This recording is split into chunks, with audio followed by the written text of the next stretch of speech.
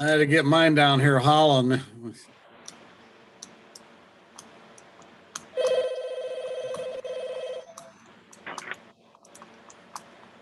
Unbelievable, the people that have dogs now during the virus that didn't have them before the virus.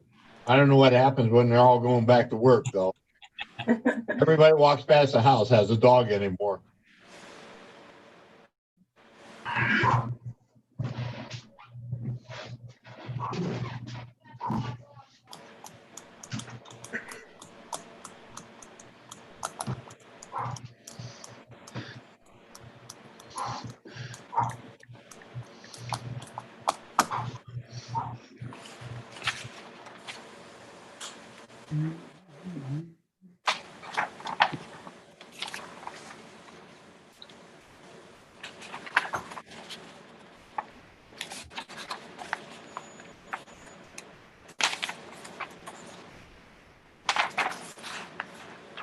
Okay, guys, I got 7 o'clock. Let's call the meeting to order for the committees tonight.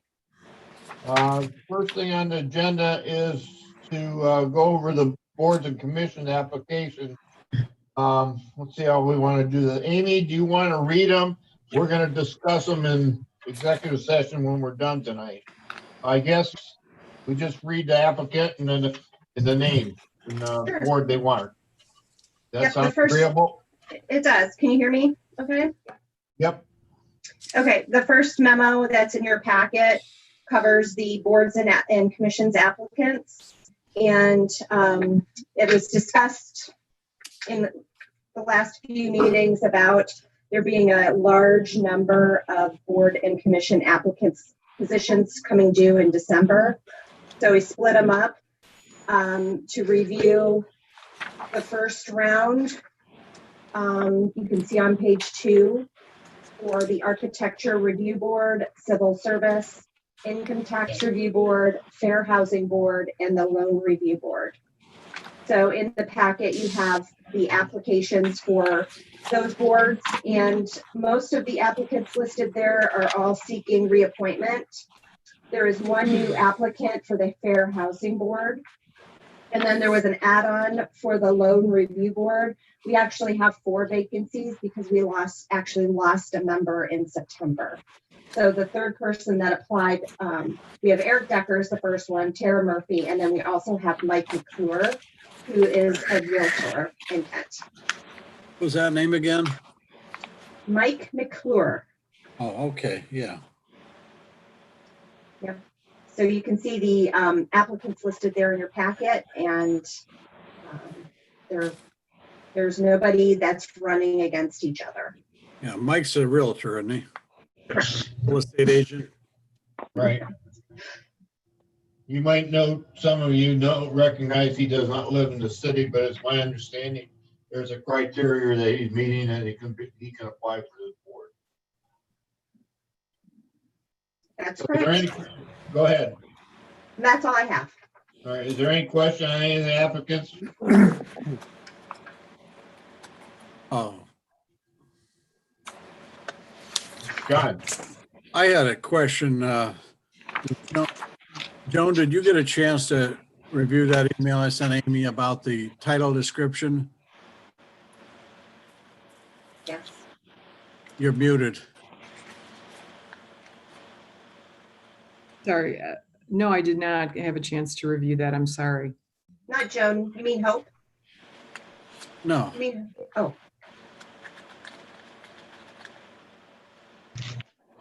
Who did I never mind. Hope it's wrong person. Okay, good. Thank you. Sorry, Joe. No, I did not. What was it? That was the one that it's the description in the literature was call it a realtor. Yes. And the proper description is a licensed real estate agent or broker. Realtors are organizational designation. What was your feelings on that? I didn't get the email. Oh, Okay. well, that was email. The description written says realtor, which most people think all real estate agents are realtors, but a realtor is a designation of an organization. So Okay. I thought it was improper to advertise it as a realtor when it could be any licensed real estate agent or broker. Okay.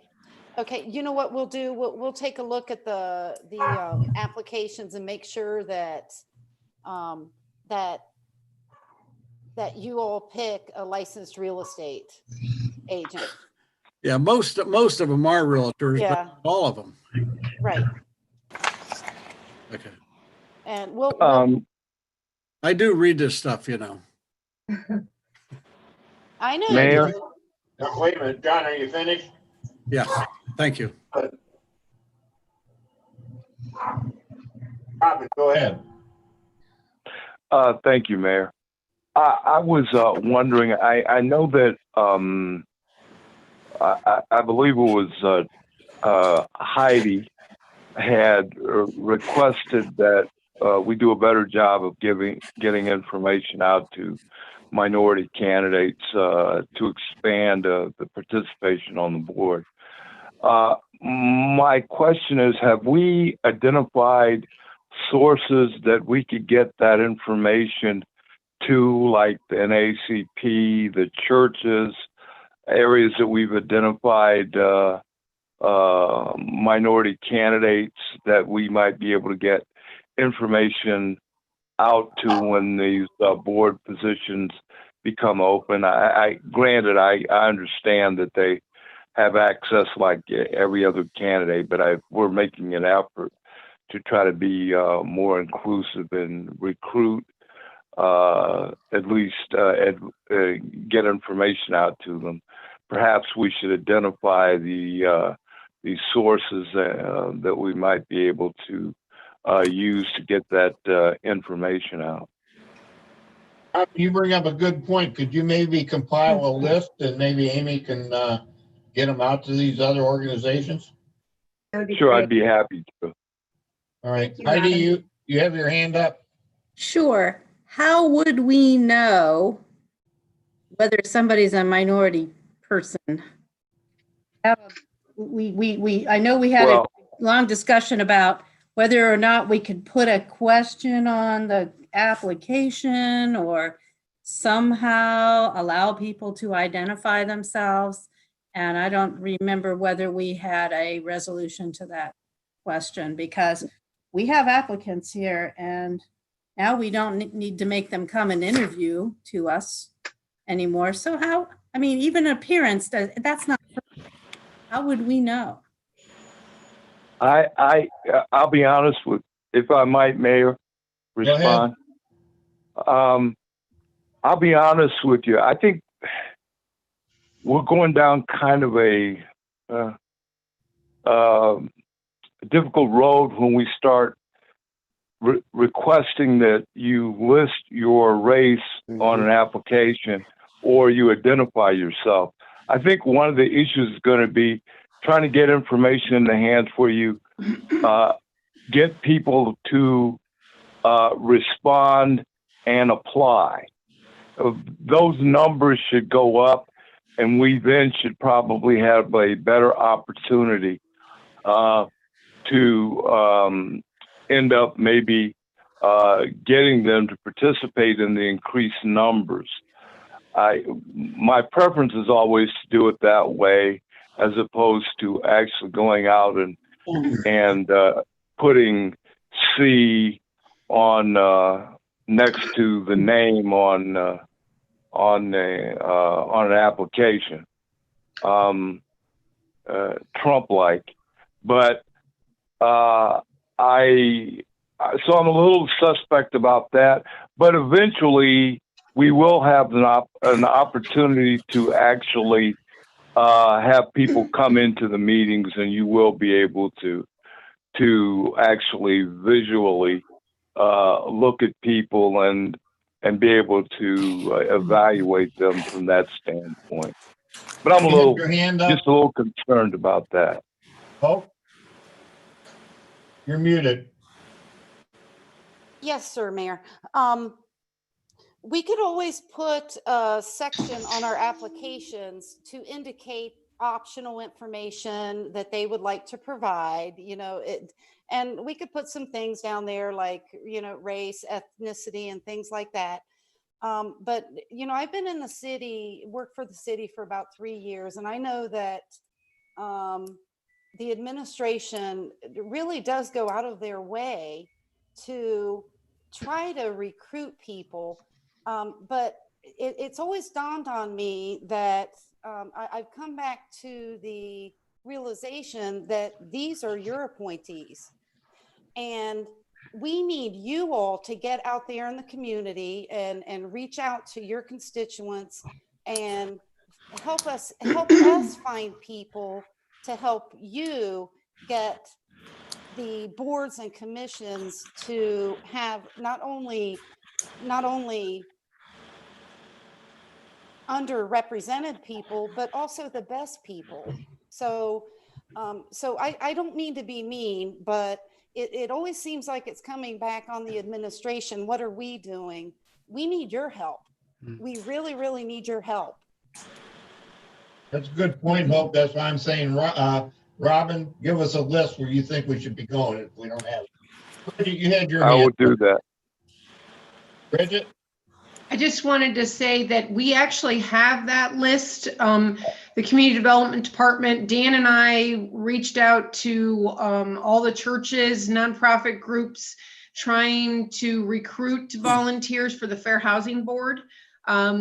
We did have a couple that showed some interest, but they didn't actually come forth. We also advertised at Kent State. So I could get that list and share that with Robin if he would like. It didn't result in any applicants for us, but we do have that list compiled via email. I think, Mayor, if I might, real quick, I think, Hope, you make a very valid point.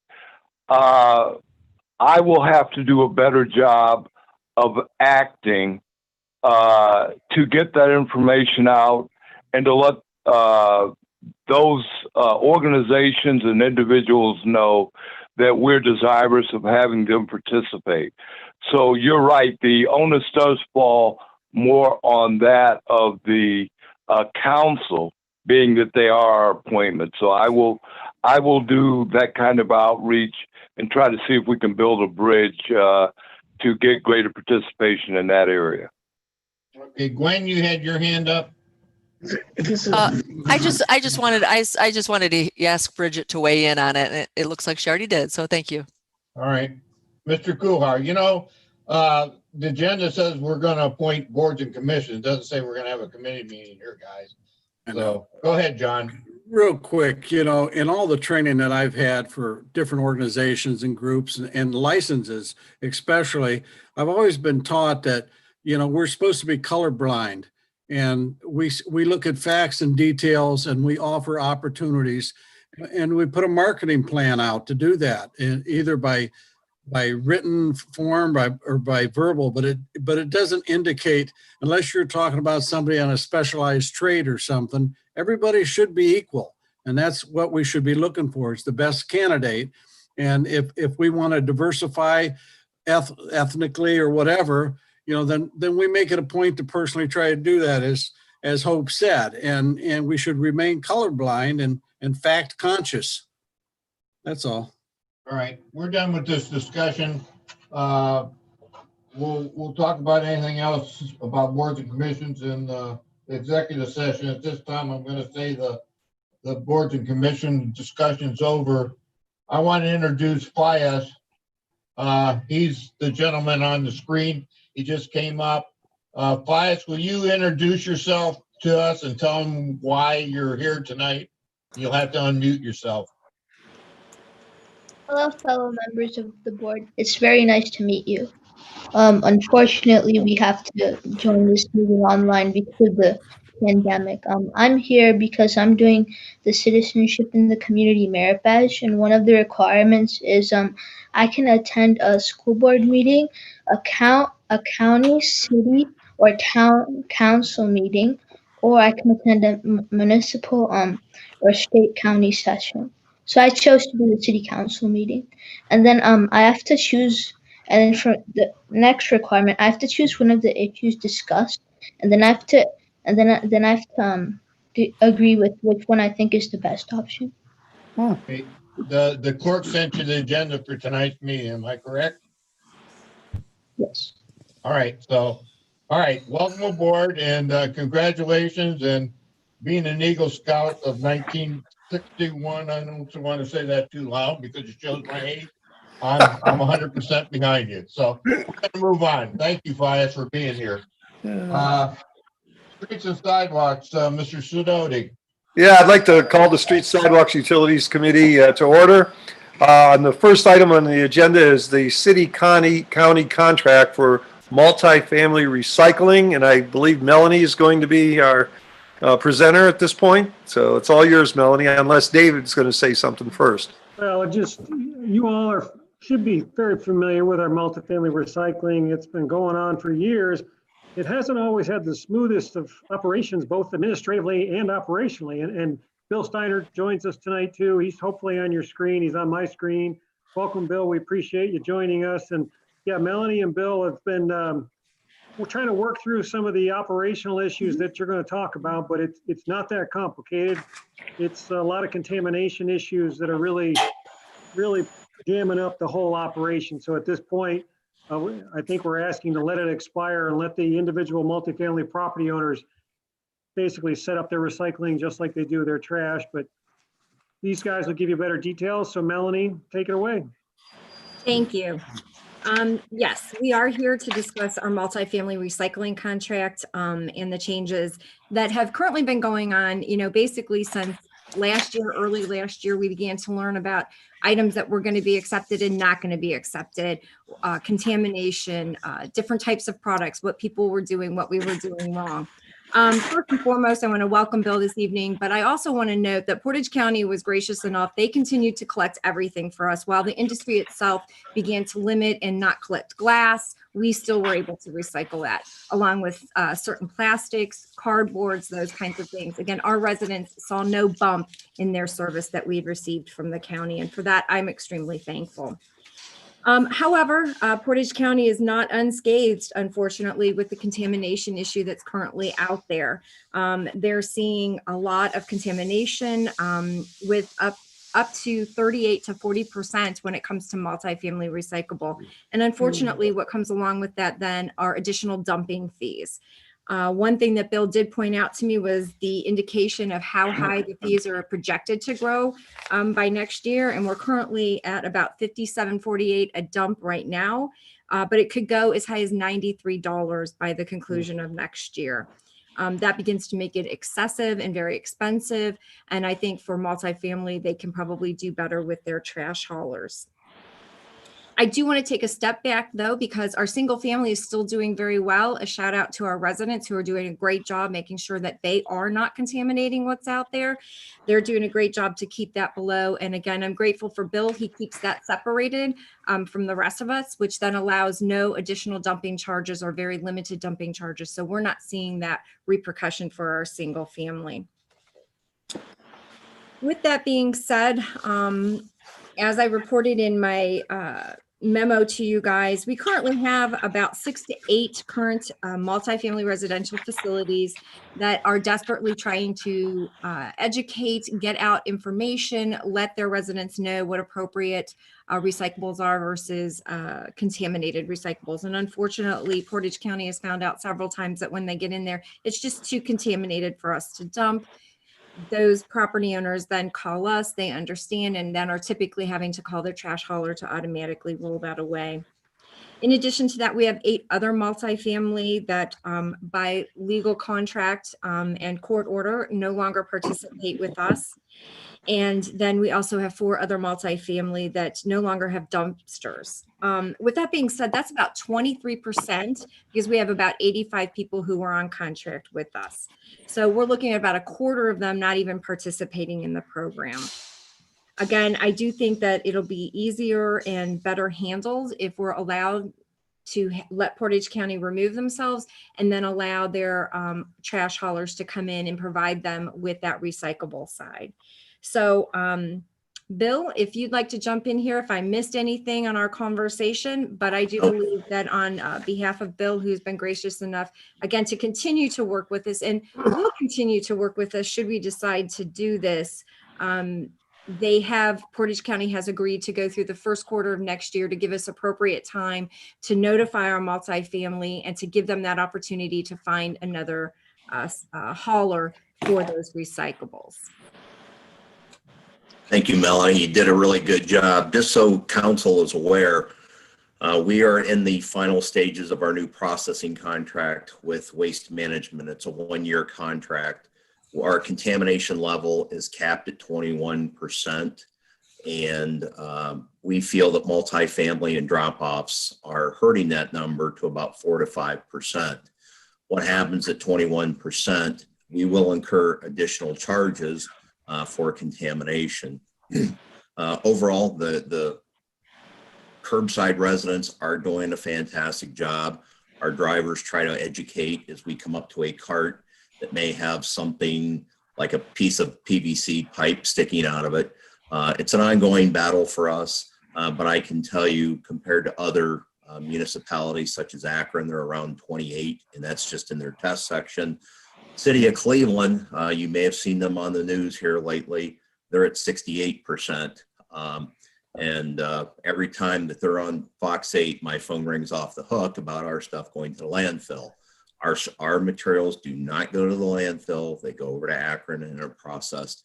It's just we're taking these steps to protect the residents, the rates, and part of our contract is now that the multifamily and drop-offs are going to be separated out from the composition analysis. That way, those that are doing the heavy contamination will pay that share as opposed to making the residents pay that unnecessary fee.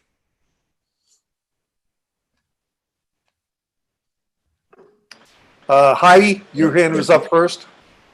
Yeah, can you define multifamily for me? Is it the boarding house down the street or the duplex or triplex down the street, or is it something larger than that?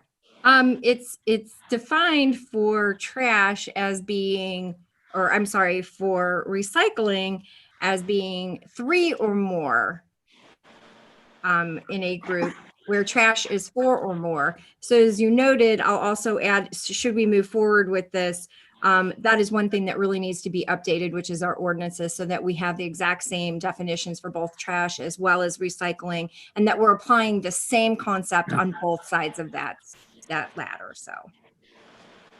So follow-up question. So would we need to do that concurrently when we're maybe making this motion, or is that something separate? Right now, we'll follow what the existing ordinance is and the list that we currently have, and we'll be notifying those 85 that are on our list that should be applying this to what they're doing. Thank you. So I don't think we need to define it today, but it will be a follow-up that will come to you either in December or January. Thank you. Mr. Kuhar. So we drop all the multifamily recycling contracts that we have with the city. They supposedly take them over to their private haulers. So we've done nothing to clean up the recycling by doing that. We've just shuffled our burden. And so the trash haulers are going to have the same burden that we had. And then on the second thing, what's to keep them from just putting them in their dumpster? The recyclables, just putting it in their dumpster. Well, our ordinances still require that they are required to recycle. So we could go ahead and continue to do periodic checks on that. That is something that we work with the health department on. And part of that follow-up is that haulers are supposed to be notifying us and letting us know what they do recycle. We can do a much better job on making sure that we're getting those. They already get those numbers or should be getting those numbers. I'm blessed enough to not have to worry about that because Portage County is always taking care of it. But this would be a part of those ordinance changes that I would have to work through and figure out how we can make sure we're maintaining those numbers to be able to report them. Okay, so we've shuffled them off. Now we have to put manpower to police them to make sure that they're the people that we couldn't get to recycle in the bins when we had them on somebody else's bins. But they're not recycling right now. They're not, And we're they- talking they- about the multifamily ones that are contaminating. Correct. And they're not really doing it correctly anyways. Part of Right. some of my changes will be that we have a little bit more teeth to be able to ensure that we're able to get that, because that's some of the problem that we have right now. So if we have the teeth to restore that when they're doing it to a private hauler, why don't we have the teeth to have them do it with ours? I can't answer why the ordinances are the way that they are. We simply right now just send out letters. There's no requirement, no follow-up, for instance, the next year that we wouldn't license your trucks or something of that nature. And those are the things that I need to work with Hope in the law to make sure that we're able to put something in there that would assist us to ensure that this would take place. Well, wouldn't we as a rule, it seemed like everything that happens in a small rental, you pin it on the landlord and make him pay something. So isn't that an option for a large rental also? I would say probably, but again, that's something that I would want to vet out and make sure with Hope that we are definitely on solid ground should that be an option that we want to utilize. Yeah, I'm done. Okay. Any other questions from council? Anyone from the audience would like to speak on this issue? I guess it's back to Dave and Melanie. What would you like us to entertain? I'm asking for a motion of support and approval to allow us to release Portage County from their contract at the end of this year, with the caveat that they would agree to a 3-month extension type contract to allow our multifamily to be able to secure another hauler to do that recycling. Is there anyone? Okay, Mike has, Yes. okay, and Heidi seconded it. Okay, back to you, Mike. Oh, I agree with it. That's good. No, did you make the motion? I thought Yes. you, oh, yeah, okay. Heidi, do you have any other comments on it?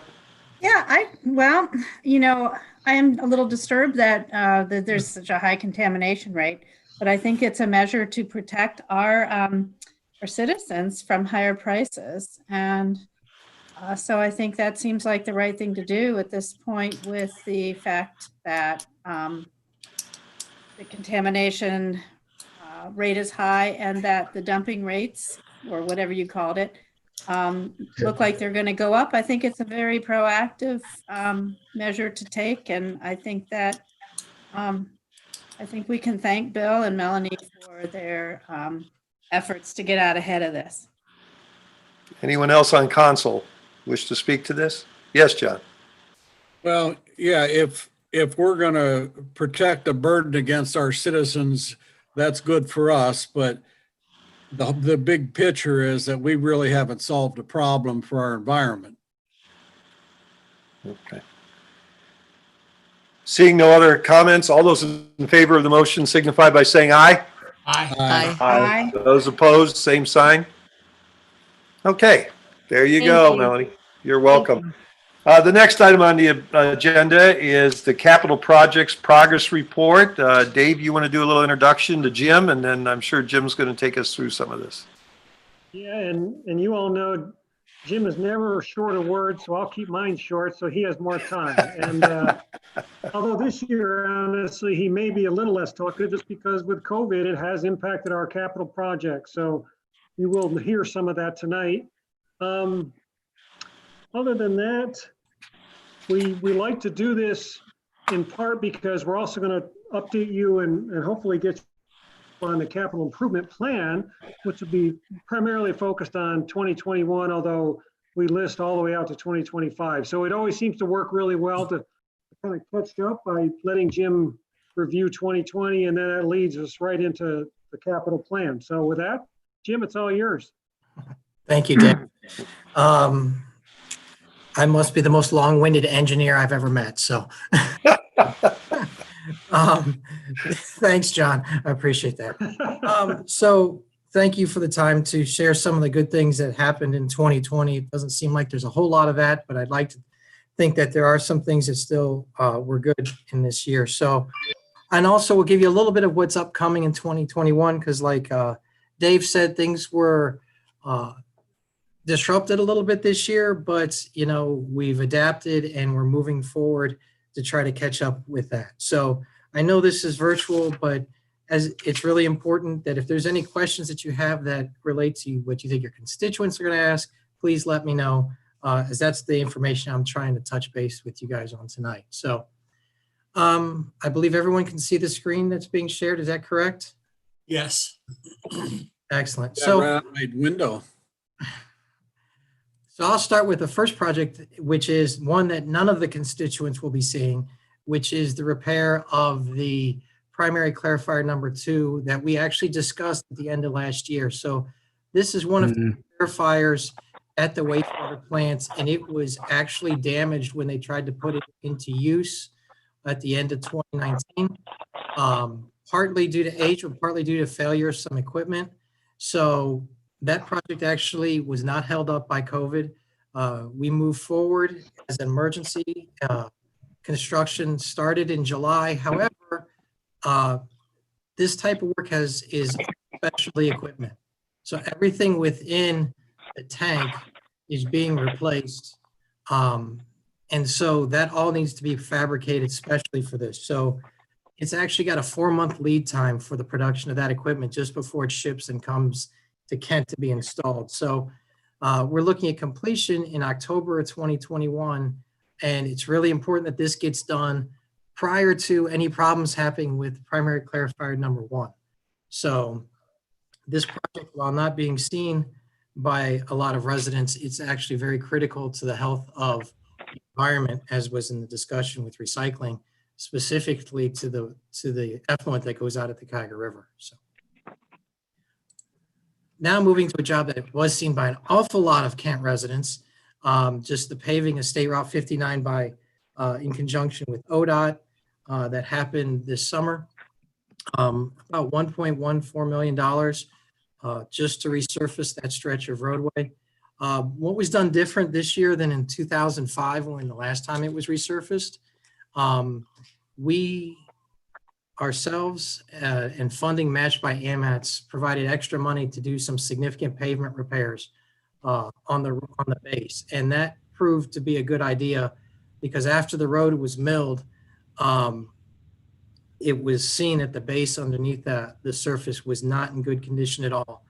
Large chunks of the base came popping out, which led to ODOT leveling the roadway right away, which made it look finished. And then we went and cut it up and repaired the base underneath it. And I know that led to several comments by residents as well as council members calling us up asking why we were cutting up the new road that was just paved. So we didn't fix all the areas that were bad. It probably would have taken another $1 million to do that. But the next time around, we come through in 7 to 10 years and do it again, we'll go ahead and get more repairs done during that time. So moving on to the typical street and sidewalk program, we did get about 12 streets and neighborhoods repaired this year. When I say significant repairs, typically 50 to 60% of the pavement gets repaired, and then we'll seal coat these roads in 2021 so that they look like one surface in the end. These roads were predominantly in the northeast section of Kent as we have a 7-year rotation. So this year's rotation was in that northeast section. We also had some of the more typical paving done, milling and resurfacing. A few small streets, Locke, St. Clair, and Lowell Drive. Streets that get an awful lot of traffic, but these streets had been put off for several years because they didn't get a lot of traffic, but the pavement was getting to the point that if we didn't fix it now, we'd have to replace all the pavement. That said, we also bid the resurfacing of Mogador Road late in the year. I think we bid it in late August, early September. The actual construction is being finished right now. They actually did the surface course of pavement today, and they'll be finishing that tomorrow. The one thing that I think is really important to note is that the bid prices we got for this work were extremely low. Bids came in almost 30% less than our estimate. And it wasn't just one bid. All the bids came in almost 30% less than in our estimate. We saw this type of low bidding environment back in the Great Recession and from 2009 to 2012. Especially, we're expecting to see that again, especially in the market when we talk about oil products like asphalt. You all see gas prices are low. That leads to us having lower prices for our projects. So we're hoping to make the best of that coming up here with the next projects we're bidding now. Also want to give a bit of an update on the pilot sidewalk programs that you approved in the spring of 2019. We've had about 15 months of those in process.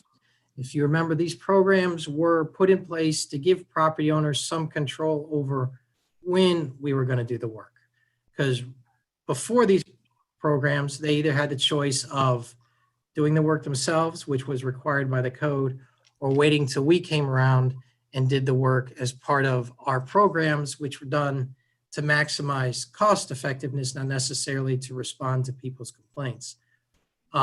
These two programs, one included a sidewalk request program where property owners could request to be in the next year's program by giving up the discounts that council had authorized back in the 90s. The second program was one where we provided those same discounts to property owners if they would fix their sidewalks on their own, that they would have got if we would have done the work for them. So in this time period, we had 7 property owners who had contacted us that I went and met with personally, all of them. 3 of 7 decided to use 1 or 2 of the programs. 1 of the 7 didn't need to use the program because we were doing their sidewalk in our next bid anyways. So the good thing about it is I got a positive response from pretty much all of the residents who had contacted us on this. And they were all residential owners. They weren't any commercial businesses. Not everyone took advantage of the program, but when I left those residents, they were, how can I say, they felt like they had plenty of options and none of them said, well, the city should just do it on its own. So I believe that's been a good thing. Now, the remaining issue is this doesn't solve all the problems. The remaining issue is when people call with complaints and concern about sidewalks that are not on their property, this still doesn't solve that. The only thing that's going to solve that is to continue to have a strong capital program that can do more sidewalks in the time to come. So. Another project that's in motion that people don't see much of what's in motion with it. And I know Melanie's going to be giving updates monthly on what's going on with this, but as far as the administration building goes, I'll split up into 2 parts, building demolition and the new building. Asbestos removal is ongoing right now in the building, which that needs to be done prior to any kind of demolition. The asbestos removal is almost complete, but however, we have to wait and have some of the utilities, specifically the electric, disconnected for them to finish removing the asbestos. So in addition to that, the utility services most have been disconnected. Others are continuing to be done. A little bit of a complication with it because, this building isn't all serviced from the street. Some of it actually comes from the fire station. So it's just a little bit different, but those utilities are being disconnected. Demolition site plan, clearing plans, we've reviewed them a couple of times and we're working with the consultant to get those ready for bid. We're hoping to see those bid early next year so that the building can be out of the way when the new administration building plans are ready to be advertised. Some of the milestones on that, probably the biggest one is upcoming reviews by Planning Commission and other technical review processes that need to be done. Now that it's been decided how many floors, what the buildings to look like, now we would take it through the process with Planning Commission and others. So, and we would hope to be bidding that next year. So moving on to another project that's in construction right now in North Water Street. This one you've seen before with the Better Block events and other things that have gone on. It's been a highly discussed area.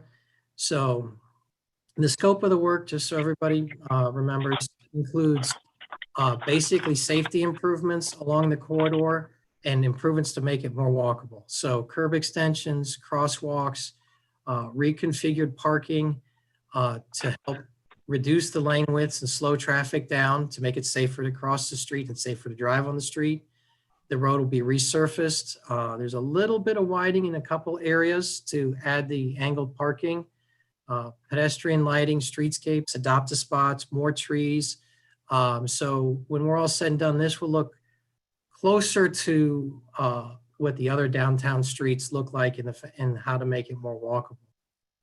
And will the diagonal parking be a little more of an angle so they can look out the back mirror and see the traffic coming? Yes, it's going to be at a 45-degree angle to try to maximize their ability able to see. If we make it any steeper than 45 degrees, we lose the ability to add spots because of it takes up more room on the pavement. So, but yes. How's that compare with Main Street's angle?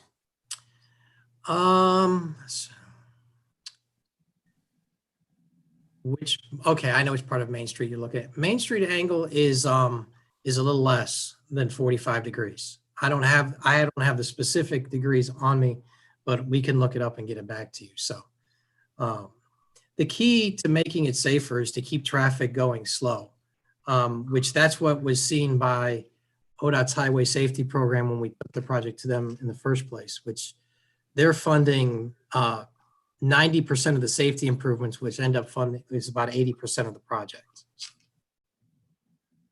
Okay. Construction started a little later this year than we would have liked to have been.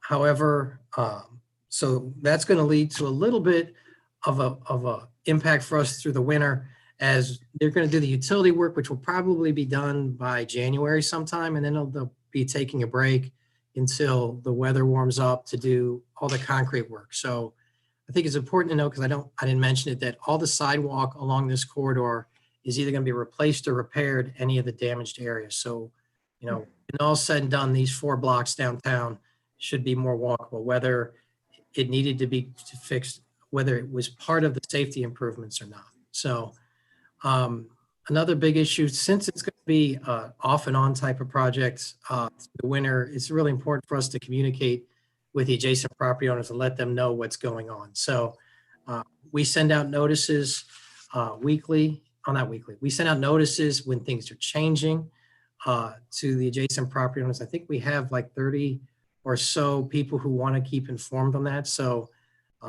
we keep sending that information out to them so they know what's going on. While we do many big things, it's still important to deal with some of the little stuff because it's the little things that make Kent more of a home than just a place to live. And that was done this year as well, whether it was working with the township to add a new crosswalk at Rhodes Road in the JED area, or adding their traveling stanzas to the signal control boxes on Summit Street, or historical interpretation pieces on May 4th. We just feel it's an important part of what we do, and we want to make sure that it doesn't get lost in doing all the other things. So what's a little different this year than in previous years, I'm going to talk about a couple of projects that are actually out to bid right now. Typically, we don't have projects bidding in October and November, but due to how this year went, and frankly, the good pricing that we're seeing right now, we're going to try to take advantage of that and try to catch up with some of what didn't get done this year. So There's two projects that I'm going to point out. One is a section of the Portage Hike and Bike Trail. It's the second. There's two sections left to do to complete it through the city. One goes from Main Street to Fairchild Avenue, which there's already a nice walkway in this area. And we're hoping we will be improving that walkway so that it can be used by more different type of users, cyclists, skateboarders, people with strollers, those kind of things. We see typically people coming into this area, then picking up their bikes and strollers and carrying them upstairs, which is difficult. So, but in doing this, we want to be sensitive to the already environment that's there. So it will require minimal tree clearing as we try to snake our way through there. Some of the things that to be noted besides just the path itself, you can see in the upper picture is a bike stair that would be installed on the north side of Main Street where the existing stairway has been closed for at least 13 years. So that'll replace, and this will allow people to bring their strollers or bikes up and down without having to carry them up the stairs. We'll also be improving access at Gogler Avenue so that the neighborhoods around Davie School can easier access this trail. A new overlook to replace the existing, which was built before the dam was bypassed. So the existing overlook doesn't overlook of anything at the moment.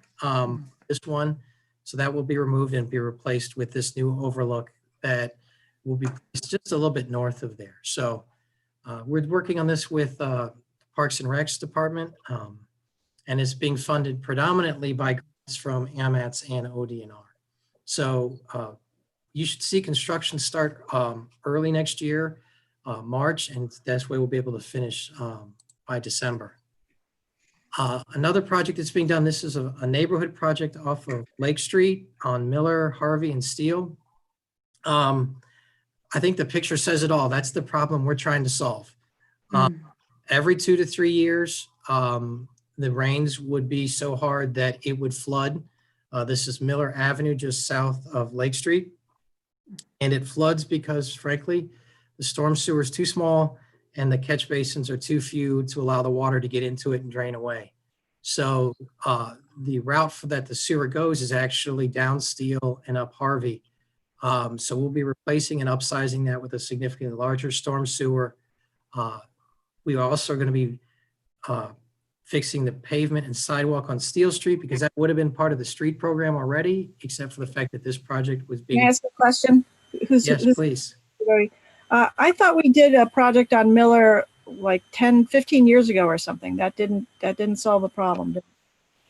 No, there was no significant project that ended up getting constructed. When I first got here 13 years ago, there was a study to look at solving this problem. And they did a repair to a storm sewer, but that didn't solve the issue. So that's it. Okay. Yeah, it was a much bigger problem. You've probably seen it on the capital plan for the last 13 years. Yeah. Part of it. And actually for the last 4 years or so, we've been struggling to find a way to fund it. It wasn't until we received almost $800,000 in OPWC funding that was able to get that fixed. Okay. Yeah, because I get complaints about that every now and then. Rightly so, because actually when the water would get so high in that area, it actually flows off the street and through someone's garage into the backyards and then just sits there and eventually soaks into the ground. So, yeah. Okay. Thank you. no problem. So this is out to bid right now. And as I mentioned, as far as prospects for good pricing, we actually have 15 contractors who have bought plans for this. Give you some idea, normally we have 7. So contractors are looking for work and we're crossing our fingers and hoping that we get decent prices on this one as well.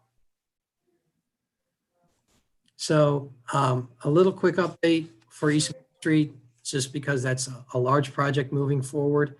At the beginning of this year, things slowed down a little bit, not anything related to COVID, just because we were switching from a planning phase where the city and Kent State were paying for funding to a planning preliminary design stage where the grants are for the majority of the funding. So we signed all the agreements with Kent State and the Ohio Department of Transportation. So now the work that's being done is being funded 90% from safety funds from the state. So after that got taken care of, we've had 2 open stakeholder meetings. We've met with several businesses right now to review the project and what's going on, specifically in the area between Willow and Lincoln, as they'd be seeing a potential significant impact through there. And actually, it's been really good that everyone we've talked to in that area has been excited about what we've showed them. And you can see just briefly one of the concepts, or the concept that was developed in conjunction with the Citizens Advisory Group, of creating a boulevard down East Main Street. I have a question, please. Sure. You're leaving the Starbucks building alone, right? You're just leaving it where it is. That's exactly what we're looking at right now. Good. Okay. So that was, we provided an update to the Citizens Advisory Group on that, actually just two Sundays ago. So there's 2 factors that affect Starbucks. The first is, can we fit the boulevard in on East Main Street and still fit in everything that needs to be done? And we've looked at that now, and the answer is yes, that can be done. Good. The next question that needs to be answered, which we haven't got an answer yet, is what we're working on is whether Lincoln Street needs a left turn lane. If Lincoln Street needs a left turn lane, that will provide a challenge because the Starbucks building is right up on the sidewalk and the curb. So the goal is not to do anything to it, and everybody's aligned with that goal. And it looks like we'll be able to do that, but we're still working for that. And we want to make sure that there's no traffic problem in that area. Okay, thank you. No problem. Thank you for asking. Jim, this is Heidi. Did you mention a time or a date for this to go to action, or? So construction on this won't be till 2024 to start. Okay. There's an awful lot that needs to be done between now and 2024. The first of which is to make sure what specifically we're going to build. It may seem easy to draw something up, but there's a lot of nuances that need to be addressed. And we want to make sure that we address those before taking him again to the overall public and bringing him to council. Is that in alignment with the university's buildings? It's part of it. Mm-hmm. And so are they going first, or are we going in the building, or are we doing the infrastructure first? We'd love to know. So before COVID, they were going first, and we were going to have to meet that. But they're actually going to start work this summer. But due to the things that happened, they put it on hold. Now they're reassessing how they're going to move forward. So at this point, as they reassess their plan, we'll compare that to our project and then actually then determine which one's going first. So I wasn't joking. We really would love to know the answer, but we're not quite there yet. So is moving again. As rightly so, the university was focused on how to educate students for the first part of this year and how to get them back in classes and stuff. So, so then once we figured what we're going to build out and have designed to a point, then we have to acquire the right-of-way necessary. That process usually takes about 18 months. Okay. And we're not looking at acquiring a lot of right-of-way from the residents of the city because the university's agreed to allow us to widen the road to the south and keep the north right-of-way line the same. So, but it still will need temporary easements from probably everybody along the corridor so that we can blend and make it work well. So,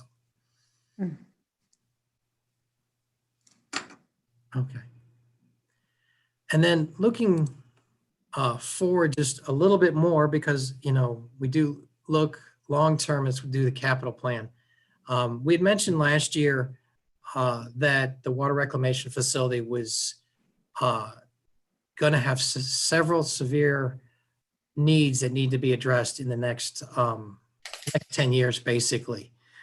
So we've been able to define those needs better, how much those things are going to cost to rehabilitate the plant. And it looks like it's going to be it's going to be at least 14 million over the next 10 years. And that doesn't include a significant project at their headworks where the influent comes into the plant. So this $15 million isn't in our normal capital expenses. So we figured out about how much we'll need to absorb all this work and then the capital expenses. And I gave those numbers on the slide, as you can see them, and give you some order of magnitude of how that relates to the fund. Basically needing around $1.5 to $1.8 million per year for the next 10 years. And then to put in perspective, the sewer fund typically only brings in around 4.1 million, which in normal times is fine. But the last time the plant was rehabilitated was in 1985. So as we look to how to rehabilitate it again in the near future in the most effective way, that's what we're looking at is spreading it out over multiple projects where we can then spread the costs out versus having one large project at one time. So we'll talk more about that later when we talk about the capital plan. So last slide, and we can move on. Key endeavors looking forward next year. There's got to be a focus on the wastewater plant. As you can see, the 3 projects at the top, but we've also have several projects that are in construction now or to be bid. We're still planning on having a strong street and sidewalk program like we always do. A CDBG project on Walnut Street, phase 1, as well as getting the administration building starting next year. So next year is going to be a very, very busy year out in construction for people to see. So thank you. I appreciate the time. And if there's any other questions, I'd be happy to answer. I have something. Yes, Heidi. How can I get a list of when streets/sidewalks are going to be looked? I guess it's more like the prioritization list. Sure. That I'd like to know whether they're imminent or. Sure. So if you just get a hold of me, send me an email, I can send you, we have a 5-year plan that gets changed every year. And usually you could be pretty confident on the next year or two. When you get out to year 4 or 5, it gets a little dicey, but it does give you a good indication of where the focus is at in the near future. This year's a good example of how things get turned upside down, but we always have that and we can provide that to you anytime you ask. Okay. Okay. Other questions for Jim? No one from council. Anyone from the audience want to ask Jim any questions? If not, back to council. Thank you. Is there any action required or? Nope. You need us to accept the report? Is that it? Okay. All right, then the Streets and Sidewalk Committee is over. Thank you, Jim. You're welcome. Jim. Thank you.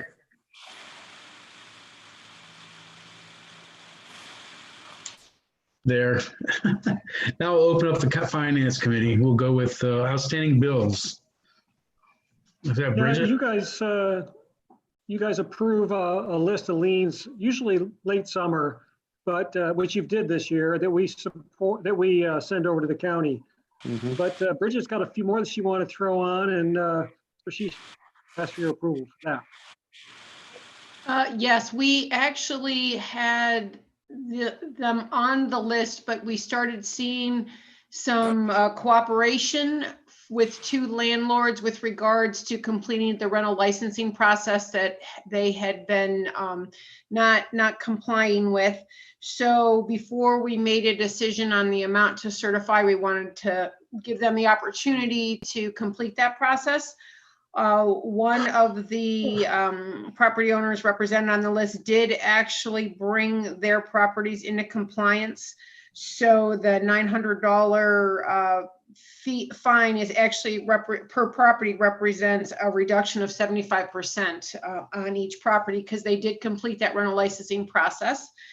The other landlord, while showing initiative in July when we brought those other costs forward, has cut off communication and not replied back. So at this point, we are certifying the fines that were on the books through this year over to the county, so that when we close out the year, everybody is at that same place.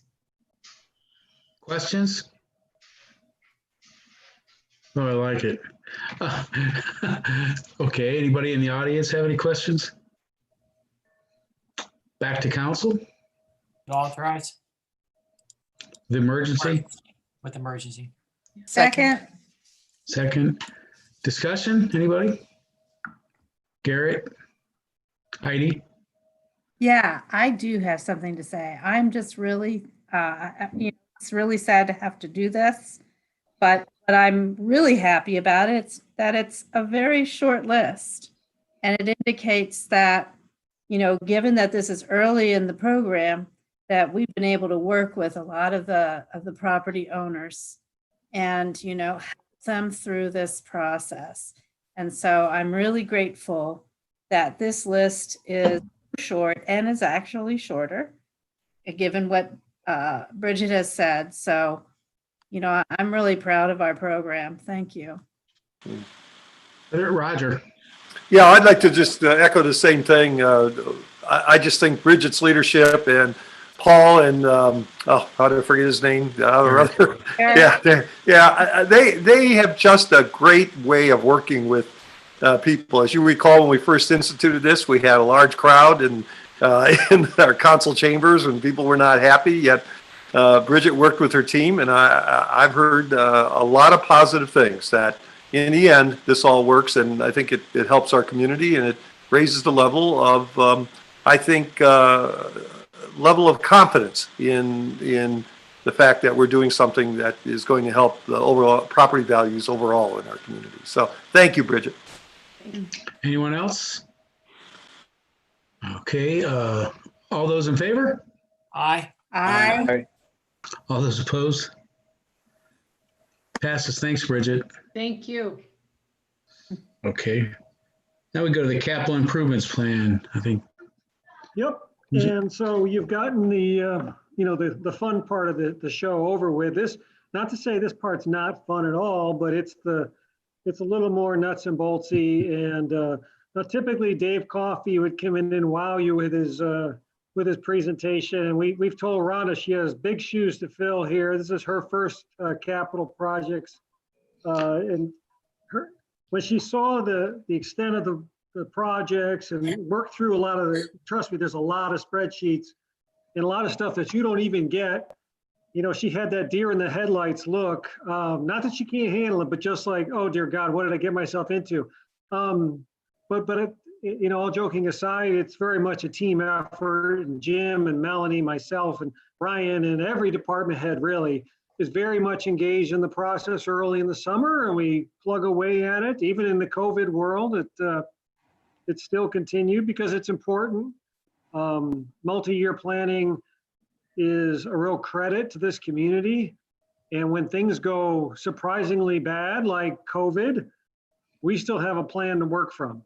And we're not just winging it year by year. And I can tell you, it makes a world of difference. We get so much more done and at a better price for our residents because of it. So, we don't always take time to be appreciative of the administrative side of the things, but what you all do with this plan and improving it and us in preparing it, it really is a credit to sort of good stewardship of public dollars. And I'm I mean, I'm proud of it. I'm proud of the document. I'm proud of the work that we do. It's not perfect. And there's, as you know, Heidi asked questions about prioritization, and that's always the big challenge. There's not enough money to cover all our needs. The world changes every year. That's why Jim's spot on when he said, look at 2021 more than the out years, because those will change. But you shouldn't see a lot of significant change in terms of new projects popping up. It's more the shuffling of the deck, where we can leverage money, where opportunities present themselves.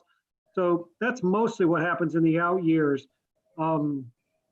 This is all very closely related to our utility rate stabilization plans, which you first approved back in 2011. So, you know, we're closing in on a decade of that.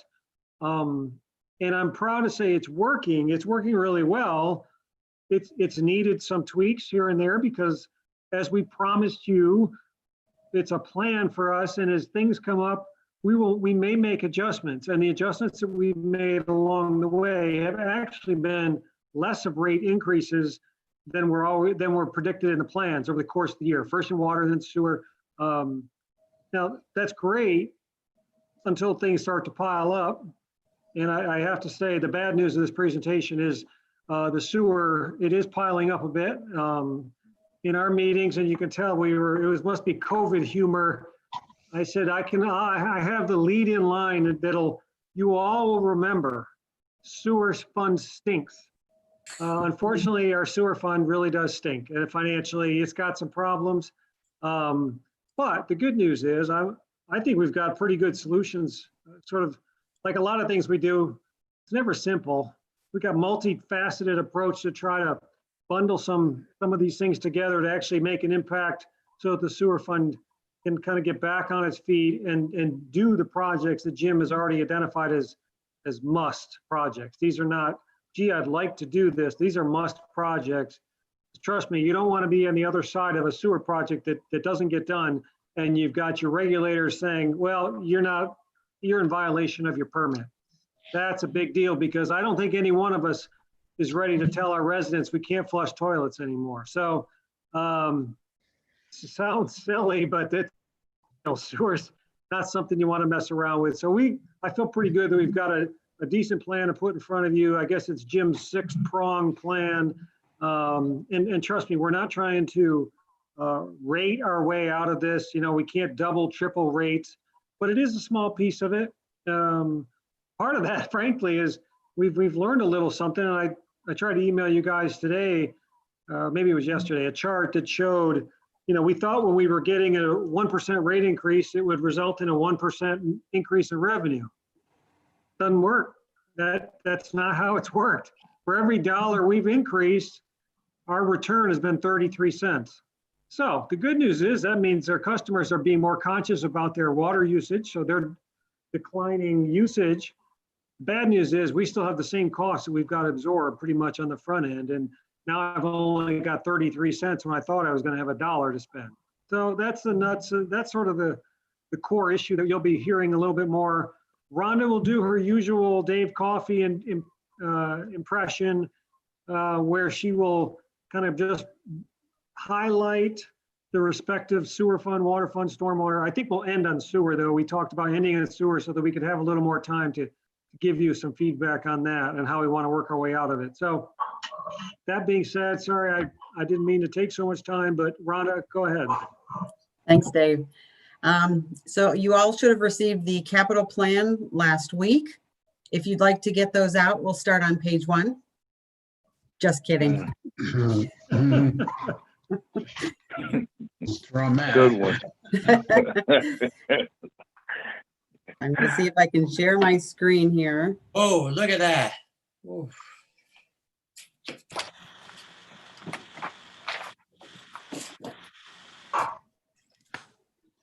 Oh, there we go. Do you have it? Oh, man. There we go. Can you all see the screen?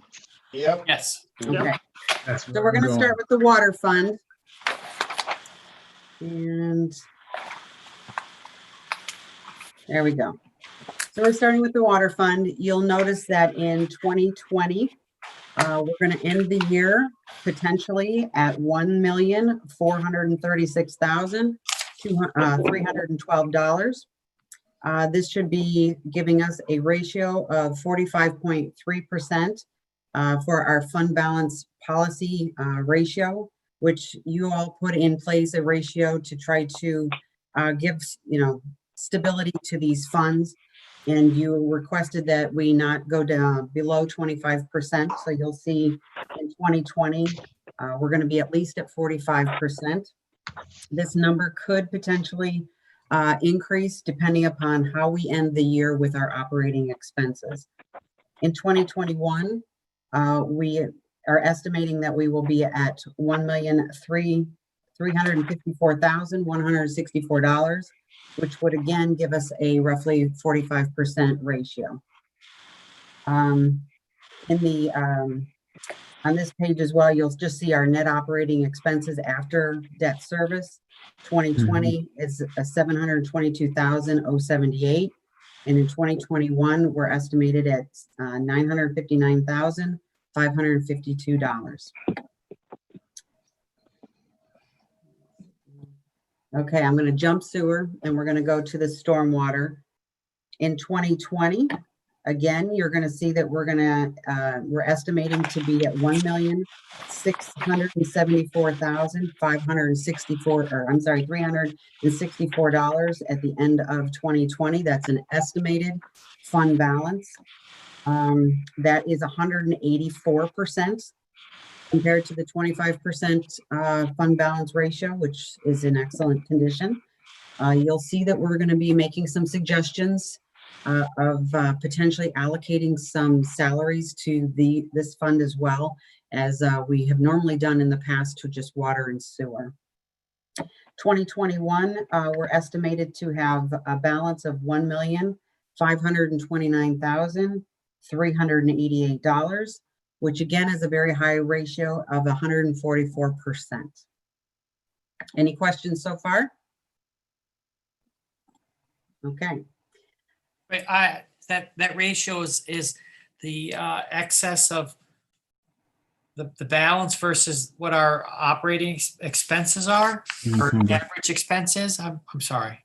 It's a calculation. Yeah, it's a percentage of the annual operating expenses plus the debt service.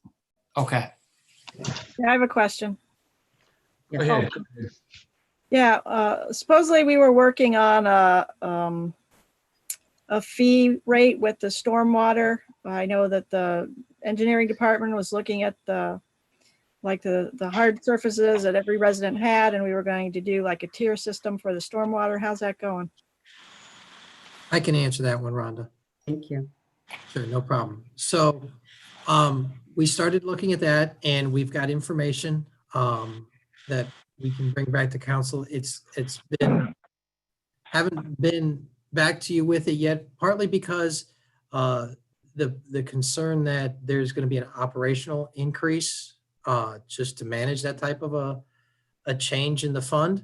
But we definitely can bring that back to you in the next month or two to give you an update where it's at. We talked about a little bit 18 months ago as part of one of the last the capital update before this one, but we can definitely go into more details. Yeah, I'd like to hear about that, please. That'd be nice. Will do. Thanks. Continuing on, the last page prior to the sewer fund. This is the capital plan, which combines the general fund, the street construction maintenance repair fund, the income tax safety fund, fire and EMS, and capital projects. So this is a combination of multiple funds that we analyze for this page. I have highlighted a few numbers just so that way it kind of gives you an idea of what we're looking at. So for 2020, we were estimating that originally we were expecting to receive income tax dollars of $16,700,000. You'll notice that it's been decreased to $16 million. We did get a boost from Kent State when they had some buyouts that they established, and that helped us get out of a tight spot with reductions of April, May, and June of over 800,000. And so we're estimating because of that, we already know that we're going to be down from this year to next year by another 400,000 to 500,000 due to Kent State layoffs. Then we're potentially anticipating being down just because of COVID-19. It's hard to say where we're going to rebound back because of this. And so if we get more than the 15 million, all the better. The other number that I highlighted on this page is the miscellaneous / reimbursements. What that entails is part of the COVID-19 money that we received.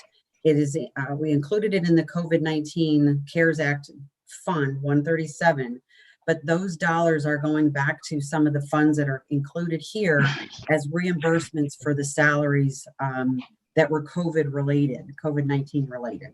So I have in here some of the dollars that we've received from the CARES Act. You'll also notice that the total expenses for 2020, I highlighted this $20,321,000 line item because we're hoping that due to the reductions that we put in place during the year, which we never brought to council because we just felt that, you know, we're monitoring them. It wasn't necessary for us to really come to council to request the reductions because I think everybody's been very active in monitoring their line items. And so because of a lot of the reductions and projects that are being postponed, we're actually hoping that this dollar amount is even lower at the end of 2020, which will then raise the fund balance at the end of the year. The charter requirement that way right now on lower expenses. I'm sorry. I said, so you're trending that way now on lower expenses. Correct. That's what we're hoping. Yes. Rhonda? Yes. Now, where does it show the money that we've received from CARES Act and all that? Well, it's not going to be in here because this is the capital plan. The CARES Act money, we created a fund 137 for the CARES Act dollars, and the money is going into that fund, and then that fund is then either paying out the expenses that we've incurred, or we're reimbursing the original funds that had the expenditures. So none of that will go into any of these capital funds? It's gonna go partly into the some of it will go into the general fund for the health department. Some of it will be going into the income tax safety fund and the fire and EMS fund for reimbursing them for part of their salaries and potentially some of the other costs that they incurred. Thank you. Certainly. So the line that's highlighted completely in yellow, this is the charter requirement for capital. In 2020, we are estimating that to be $3,425,888. And then again in 2021, it's going to be reduced because of the reduction of income tax dollars. It's going to be reduced to $3,198,222.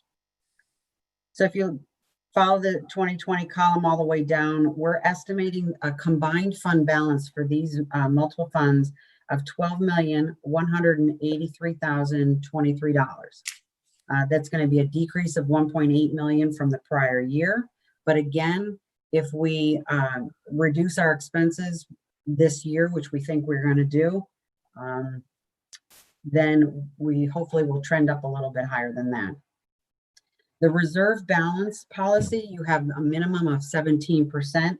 You'll notice at the end of 2020, we're at 35.32%. At the end of 2021, we're anticipating having $9,366,091 as a combined fund balance. And then we have a reserve fund balance policy percentage of 31.89%. So we're still above the percentages, but you'll notice that after that, it starts trending into the negatives, which, you know, we're really going to be focused right now just on 2021. And those numbers should go away as we project out going forward. Let's see. I'm going to see if I can get back to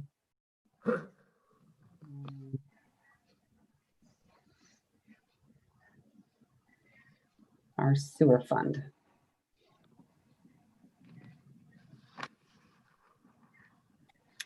Okay, so the sewer fund, like Dave said, is not trending in the right direction. We've had in the past where we've used an allocation percentage to charge water and sewer for a percentage of salaries. We're revisiting that percentage to try to assist this fund in regaining some of the dollars instead of going out the door for salaries. There's multiple things that we're going to be talking about here shortly, but as Jim discussed earlier, this fund really has some large anticipated needs coming forward. And you'll see 2020, we seem to be doing okay, and ending balance unencumbered as 1,673,855 with a percentage ratio of 43%. But immediately in 2021, you see that's reduced down to $693,198 because you'll notice slightly above the fund balance line, which is the blue highlight, we have the capital projects, the $14 million that Jim was referring to earlier. This is starting, so we've got $5,026,300 starting in 2021. And so that brings our ratio down to 21.93%, and it just goes worse from there. So some of the things that we did try to put in place for our sewer fund for our residents, we have a payment plan that we put into place, which we've never had before. So those individuals that had large dollars, or not even large dollars, they just couldn't pay their bills, we put a 6-month payment plan in place for them to pay that balance over a 6-month period. However, they still had to keep up with their current bills. And then if they weren't able to keep up with the payment plan or the current bills, then we did a second payment plan for them. So for the majority of people that actually have applied for this, most of them are either paying it off early or following through with it. We have had a few instances where some of the residents just can't keep up with it. And I've suggested, Bridget, I got some information from Bridget for organizations for them to contact. We are also potentially exploring not using some of our CARES Act money, but because our CARES Act money was used to cover some of our expenses, maybe we can make a donation whereby an organization can donate, or one of our residents can go to that organization and get some assistance for a utility bill, which we technically shouldn't be doing on our own. So we're exploring that. We're looking at legal issues with that. And then Jim has got some more slides that we're going to put up here. So that way you can see where else, what else we're trying to do to assist the sewer fund in getting to have a better outlook.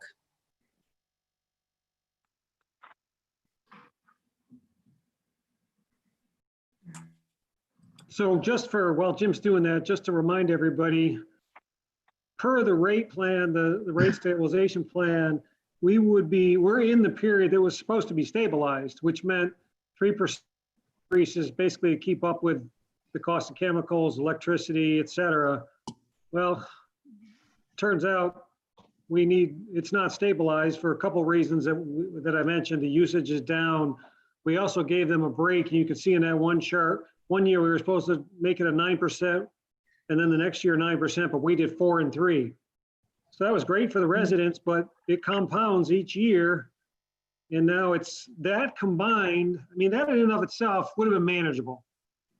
But as the piling started to occur of the big projects that Jim's got on that list there, that kind of overwhelmed the capacity of catching that up.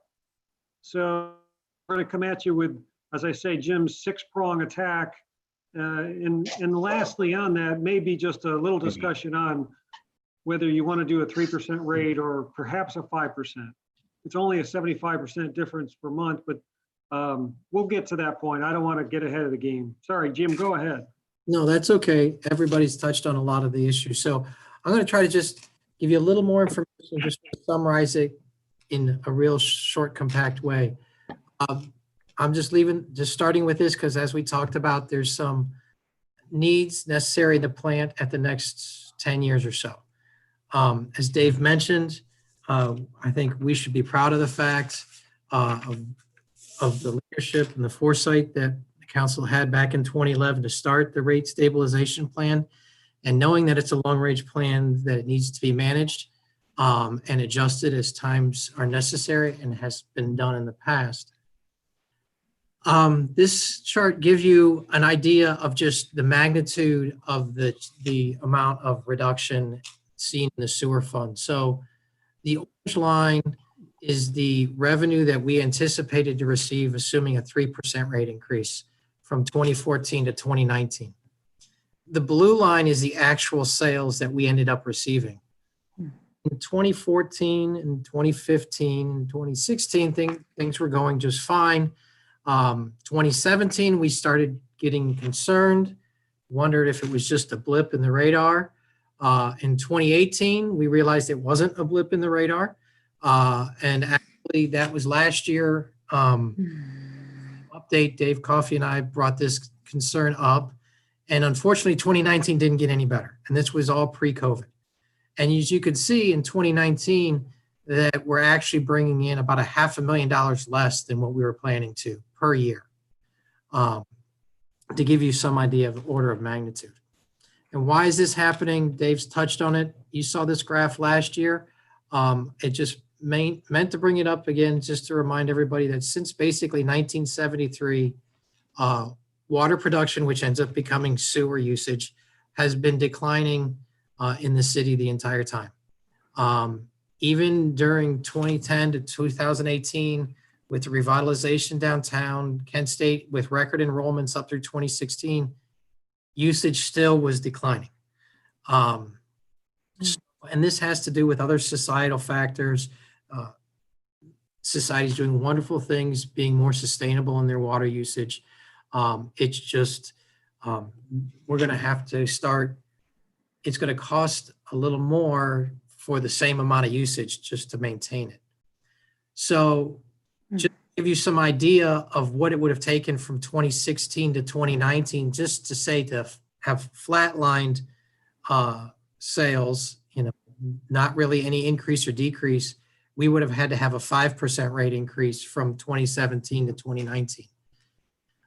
To have matched what we were hoping to get, it would have taken a 7% rate increase. This goes back to what Dave was saying. For every dollar we thought we were going to get, we only got 33 cents more. So,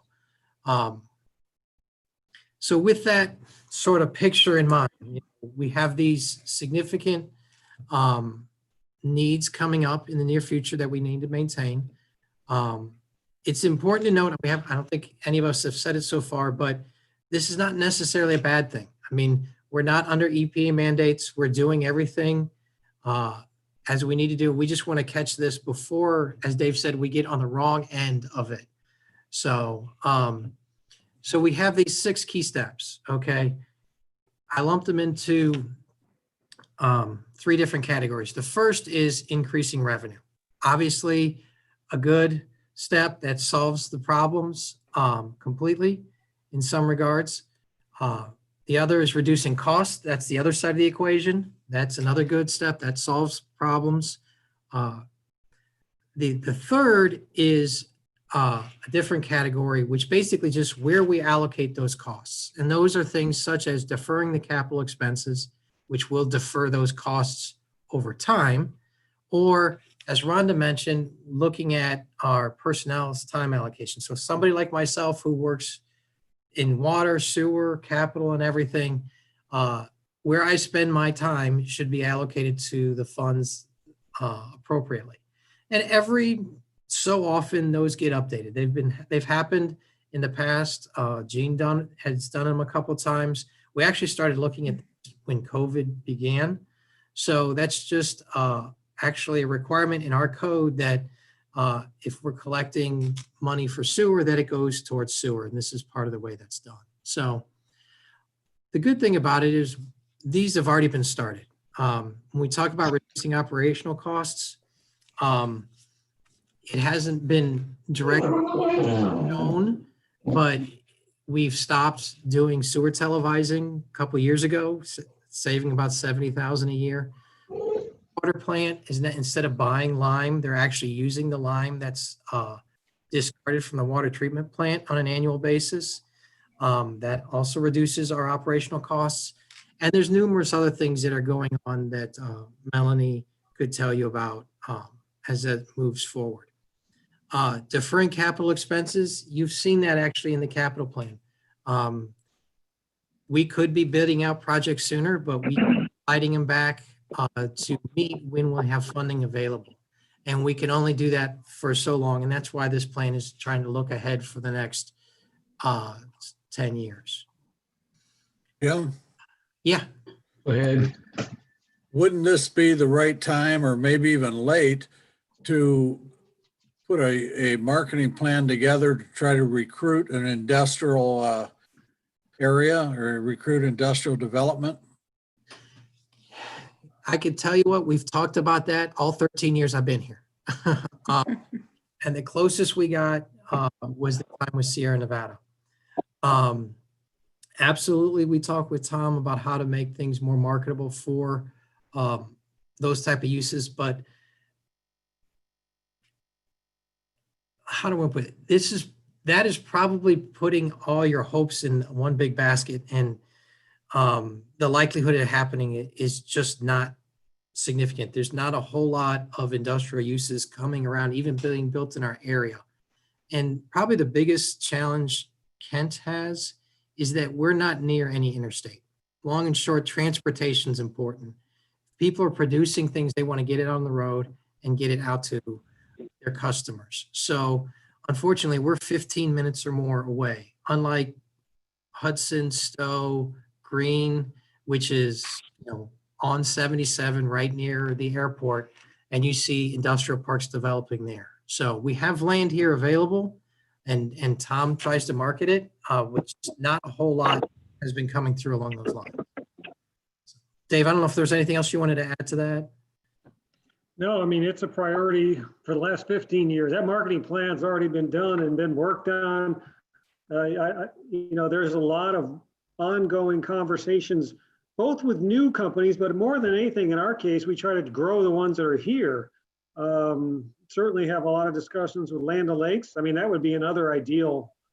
But all those companies there, they have the ups and downs in their industries too. So it's always like, and to be fair, well, Jim says we have some land. We don't have a lot of land. I mean, there's just not an abundance of land, and some of the land that may be available, for example, in the jet area, it's not necessarily water and sewer. And I think we've had that conversation. You brought it up before, John. Shouldn't we be extending water and sewer out there? So, yeah, I think our most likely chance of success in that regard is going to be continuing to partner with people like Dave Tree, who has a significant expansion across the street. Smithers Oasis, that worked the deal with Bridget, helped negotiate to allow them to buy the old Amatec property, and that. So those were two companies that were already here, and they want to stay and grow. So that's really probably our greatest advantage. I had a financer for industrial development we're looking at our B&W, and then you know where that went. Right. Yeah. If that comes to fruition, we'll adjust the plan right away. Can I say something? This is Heidi. Go ahead, Heidi. Yeah, well, I mean, just to throw it out there, there's, looking at increasing customers. How about housing? More housing. We need more housing. That's my opinion. I want to see Kent grow and in that kind of way. And then secondly, there's energy costs that we can try to reduce through renewables. There's an upfront investment perhaps, but that might be another target. And I know Melanie's been thinking about that. So kudos to her. I'm sure they're big energy users. It would be interesting to see both water treatment and the water plant. It'd be interesting to look at that. There's what already we can do about that. energy But- reduction costs done back when Gene was here at the plants to reduce their operational costs. Yes, yeah.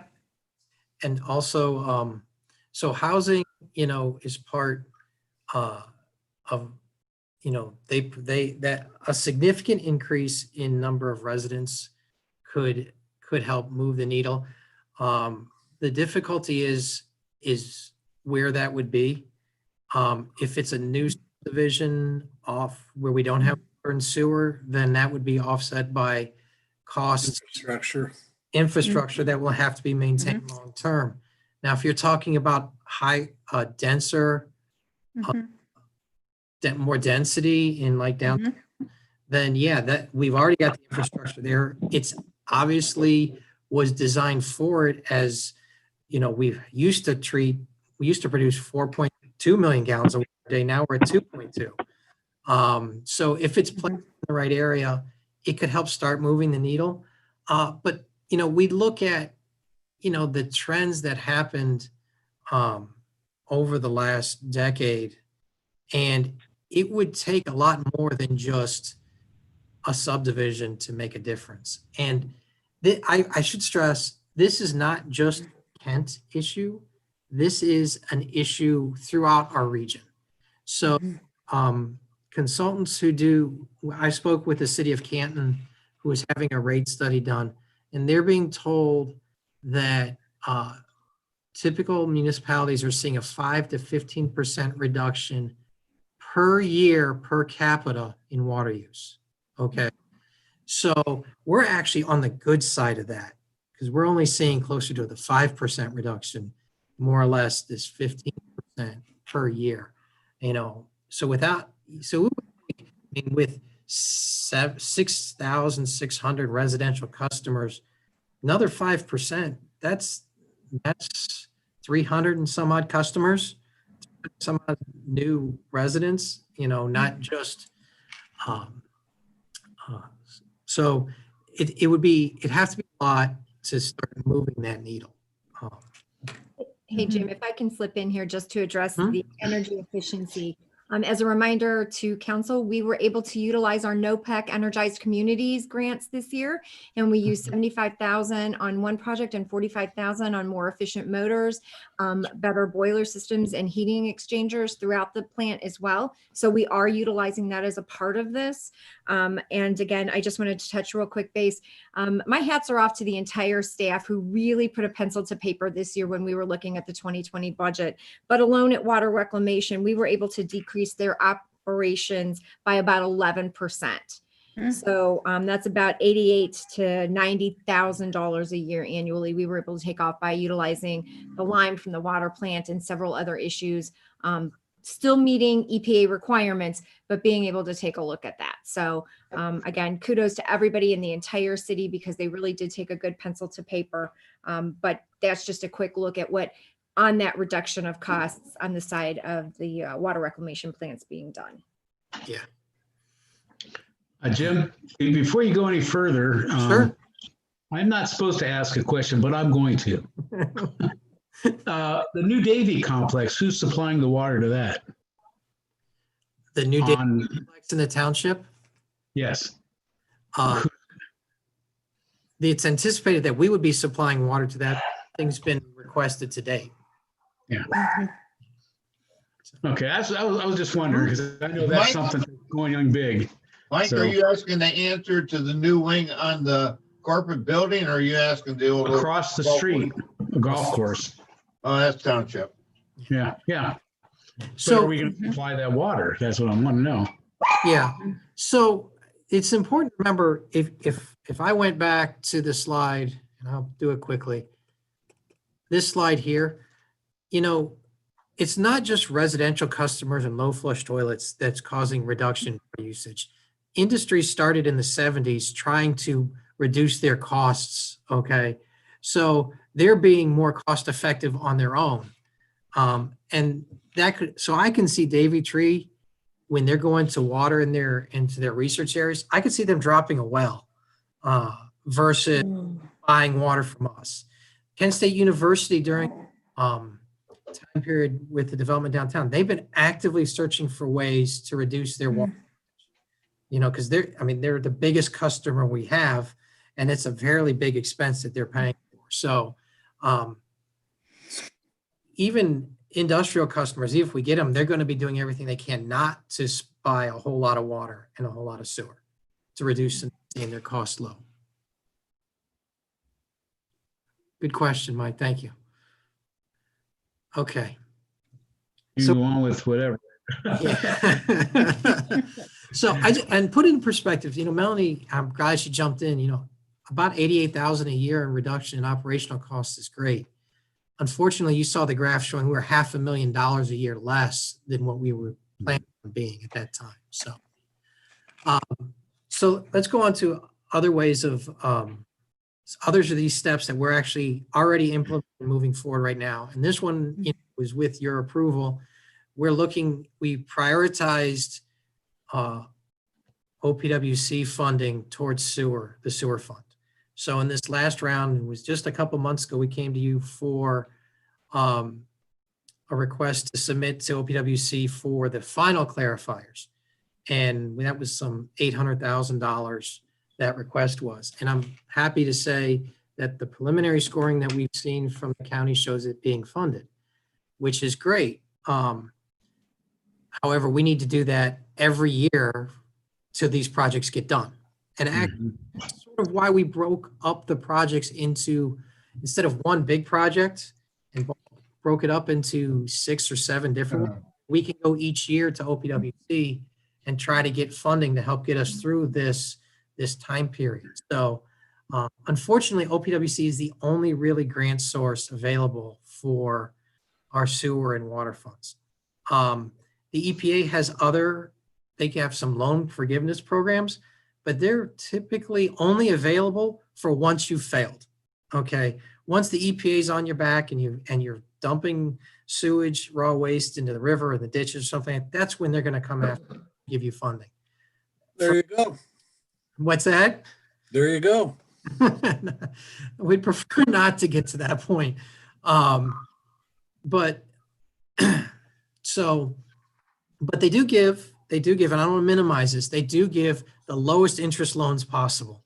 I know we're looking for that for the Southwest Pump Station, and the interest rate on the 30-year loan they're giving out is 0.52%, I believe it is, for 30 years. So, but as a step moving forward, and we set it up in the capital plan this way, and we'll continue to manage it this way, is that we expect to go back to OPWC every year for the next so many years until we can get these projects done.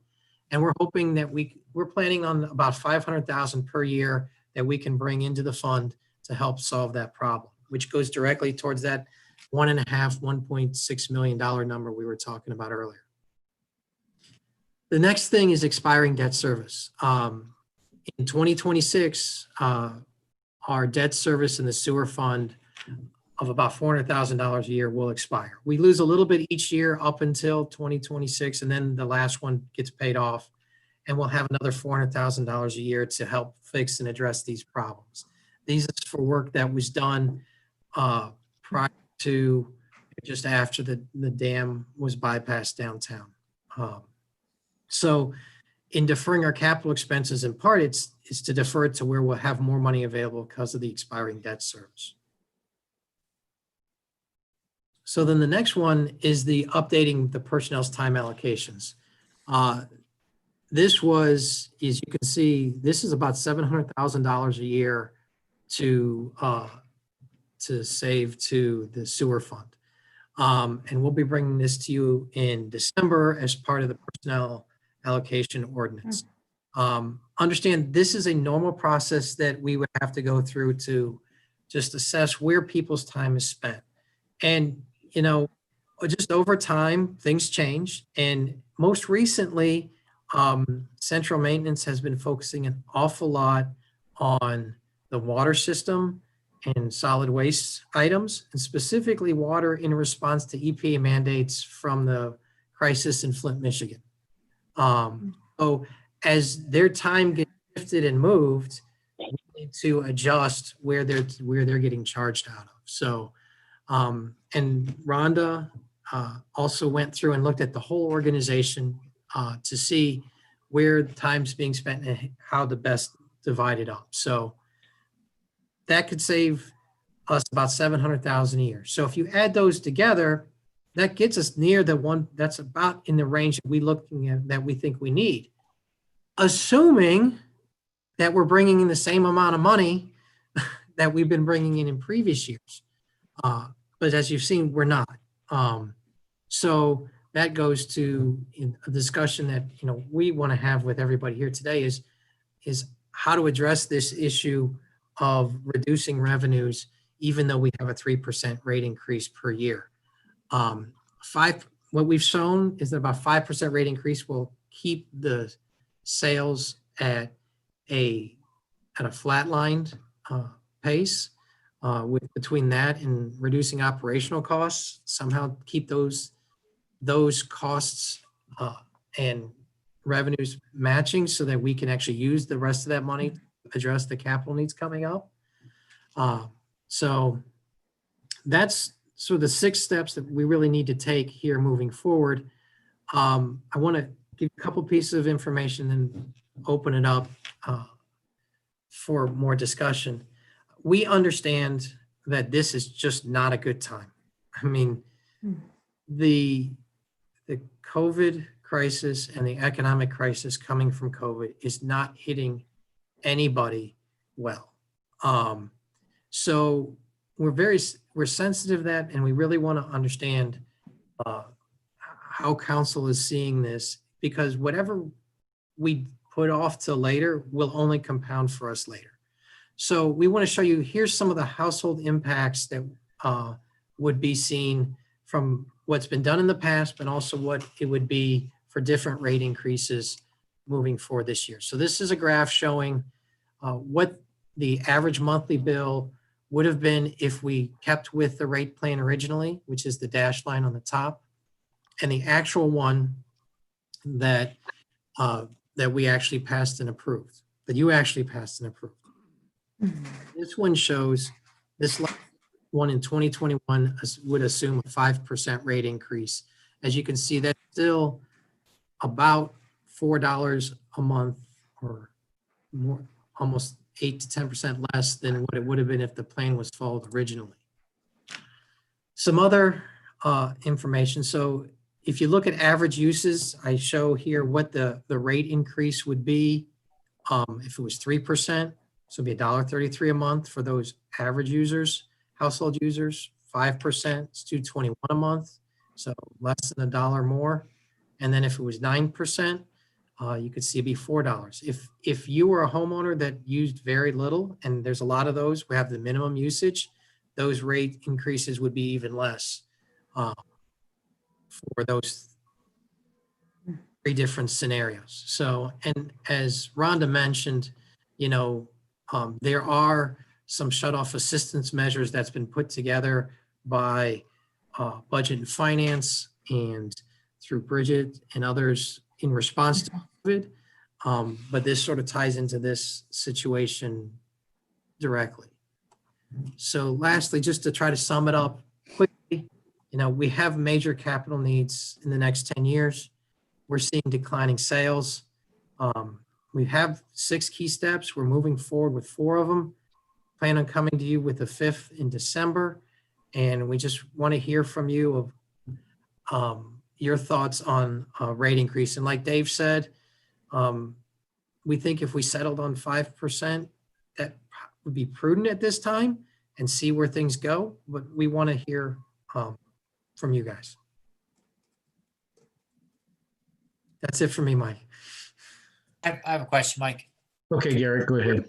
So, Jim, at what point in time would you expect a population to, if a population stay the same and you get to a point of minimum water utilization, right? So, I mean, it's not going to continue to go to 0, right? So that's correct. Where do you see that going, and where where do you get that data from, and what do you see in other cities?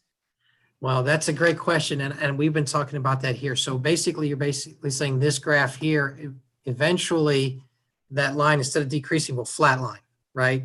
And it will hold steady. From what I'm hearing from other cities, and I've spoken to many on this issue, they still see that we're on the declining end for the next 10 years. Okay, so the best I can say, Garrett, is that every year we take a look at it and see how it goes. Hopefully for us, we're near that valley and we start basically just being flat. Yeah. So, but the industry's telling us they're projecting, they're budgeting the next 10 to 20 years, assuming that it's going to be reducing each year. And I would suspect that as you start to flatline, or maybe even now, your rate of change is incrementally slower or less each year, right? But it's still declining to a point we don't know how low it's going to decline. Correct. And I think what we saw, as I show on the graph, 2010 to 2018, I'm guessing it would have been much worse if there wasn't the growth downtown, if there wasn't another 3,000 students going to campus. That declining would be even greater. So the other way of, the more economic growth, and whether it's housing or industry or even, breweries, 3 or 4 of them going up North Water Street, everything there helps to try to reduce that trend down.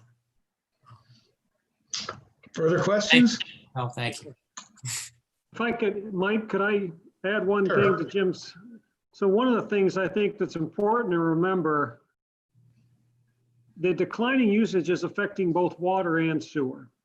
And there is a difference in water because you can optimize your production and your storage a little bit more than you can with your sewer. And what I mean by that is, for example, Jim and his staff, recognizing the declines, have started to look at, for the last couple of years, do we need all the water towers that we have? If we're using that much less water, do we need all that extra storage? Because obviously each tank needs upkeep, each tank has certain costs sort of sunk in it. And if you can take it offline, maybe you can sort of optimize the cost on the water end. Unfortunately, on the sewer end, it doesn't really lend itself to that. You have the same number of clarifiers, you have the same number of digesters.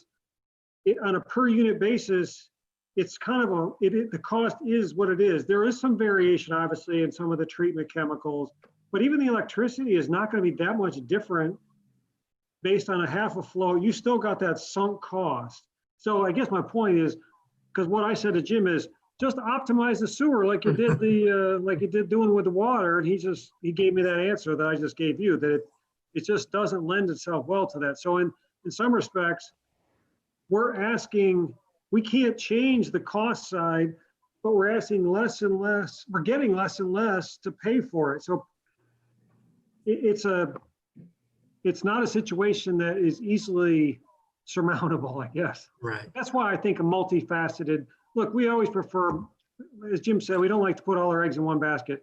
We'll come at this thing like a shotgun and kind of hope that together the impact of this will get us beyond, kind of bridge this gap. Further questions? Yeah, Mike, Roger. Go ahead, Roger. I can recall a few years ago, we had this conversation, but is there any feasibility of selling water to surrounding communities? I mean, I know that we are concerned about our wells and protecting our water sources, but if in fact we're reducing the amount of water we're using, couldn't we offer it out for sale? I know our water is pretty darn good water, Yeah. So that is planned out through NEFCO and 2A plan. And we've come to you a couple of times with modification of the plan, but we're actually boxed in fairly tightly. Water to the west, that's being provided by Stowe. Water to the north, the south, and the east is provided by Portage County Water Resources.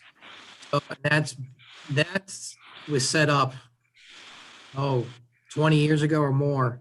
Those plans, we don't have a whole lot of land that we could provide a whole lot more north, south, east, or west.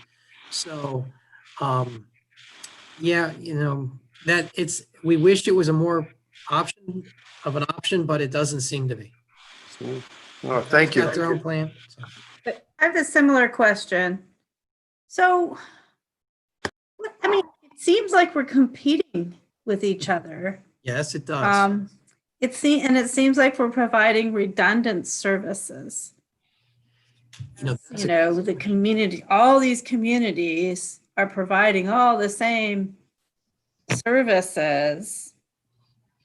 That makes sense to start to develop more partnerships in that sense where, I know everybody wants to keep their services, but county, I guess I've become pretty irritated about hearing how the county is providing services to new businesses within our Kent zip code. And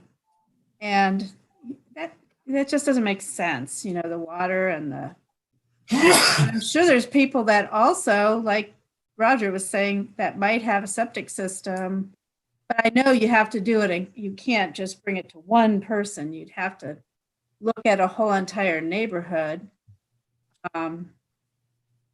What neighborhoods might want to come online. So, Heidi, there's two facets of that. One is water and the other is sewer. So we'll start with water. Water is, since it's a pumped, it's easier to serve outside areas. And I'll use regionalization. Yep. It'd be easier to do with water. And, and you're speaking of Portage County and Kent, potentially Ravenna, but just to the west of us and to the south, Akron provides water through Talmadge. They're seeing the same things that we are. Their plant could easily produce enough water to serve all of Kent and other areas. And I'm not suggesting anything. It's just that we have looked at those kind of things as far as regionalization goes. And I think this kind of discussion will lead those entities in the future to say, hey, we better look at something because it doesn't make sense for a bunch of us to have water plants which all could provide enough water for a bigger region. Sewer is a little different though. Sewer flows by gravity predominantly. And the treatment plant is inevitably at the lowest point in that region. So it would be much harder to regionalize sewer. You'd have to build in several pump stations and other things that would be a significant amount of infrastructure. So it would be more difficult with that. And then, as I believe Councilman Kuhar mentioned, as the discussion of housing, only regionalization, but it's been shown that, say, the more dense the area, the more sustainable the infrastructure is. So if large housing subdivisions are built in Brimfield Township, and say we serve them instead of Portage County Water Resources, yeah, for a little bit, for the next 10 to 20 years, that might provide a boon. But then we'll have miles and miles of more water main and sewer that'll have to be maintained and be able to pay for themselves. And they're not really efficient because they're serving so few users at that point.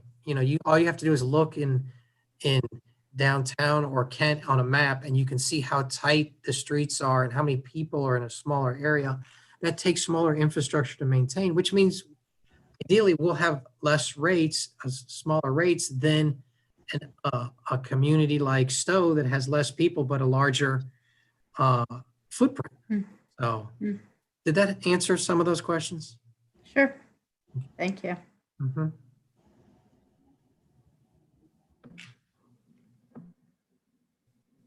Mike, I got a question.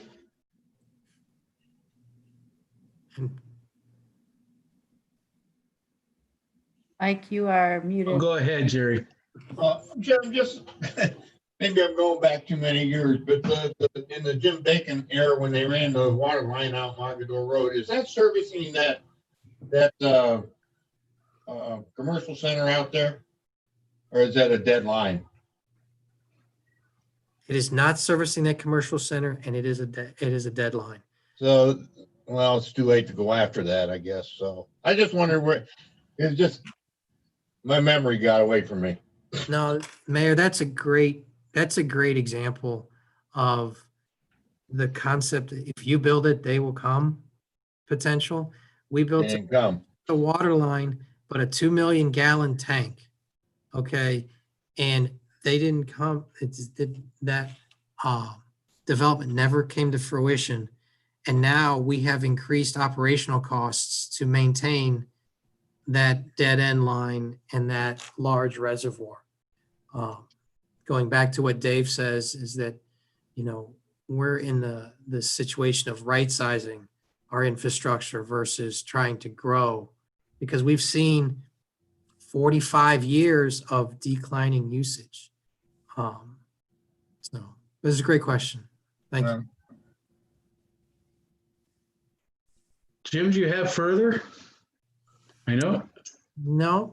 No. Is there any further questions for Jim on this subject? Seeing none, that's just, how do you want to, you're coming back to us in December, you say? Correct? We'll become personnel allocation in December. And Which then will be through the budget. It's not going to actually be through a separate ordinance like you've had in the past. We're going to actually do it through the budget book. So what they mean by that is, if I can, So you, what that means is that, I'm sorry. oh, go on, you can go. So what really, that's that personnel allocation issue, which we didn't, I know we talked about so much, we can only pick and choose how much detail we give you, but they literally went through and looked at how much time all the different people that are billed to the utility funds, where they're actually spending their time. And it turned out that the numbers were far too heavy in the sewer anyways. So, and as Jim mentioned, we started doing this with COVID, honestly, because immediately with the COVID funding, you're eligible to take employee salaries that are directly working COVID issues and pay for, with the CARES Act monies, for those portion of that salary. So we were kind of already going through that process, and this all started to pop on the radar screen. So Rhonda said, well, let's look at that. And Jim did, and Melanie did. And it's not insignificant. That's a $700,000 swing. So it's, because it literally, we had Rhonda's time, Jim's time, all these people had time that were much higher. Maybe, as Jim said, it must have made sense at one point, you know, but in the current times, we're not spending, a lot of those people aren't spending anywhere near that amount of time in sewer issues. So that will be in your budget book. We're going to build that into the sort of the salary allocation. So we want to make sure, one, you're aware of that. The only other issue that we would love a little feedback on is, do you want us to try to plug a stick at the 3%, or are you willing to entertain a 5%, or do you want no percent? I mean, we certainly don't recommend that, but like Jim said, we're trying to be sensitive to the times here with economic challenges everybody's facing. We think our pricing is pretty small, but in this current climate, I don't want to assume anything. And you want us to make that decision, which is what we're supposed to do. You know, it's what we're supposed to do. So, hey, Mike, out of here, car. You're going to the dogs, Mike. Hey, Mike, Okay. can I ask a question? Go ahead, Roger. Okay. So if I'm understanding this correctly, you'd like us to consider tonight a percentage increase on the sewer fund, and ranging from 0 to 5% somewhere. Is that what we're talking about? Okay. So for that to move forward, do we need a motion on the floor? That's sort of where I was going. Okay, well, to get it started, I'll go ahead and I'll move that we increase the sewer fund by 5%. I'll second that for discussion. Second by Gwen. Yeah.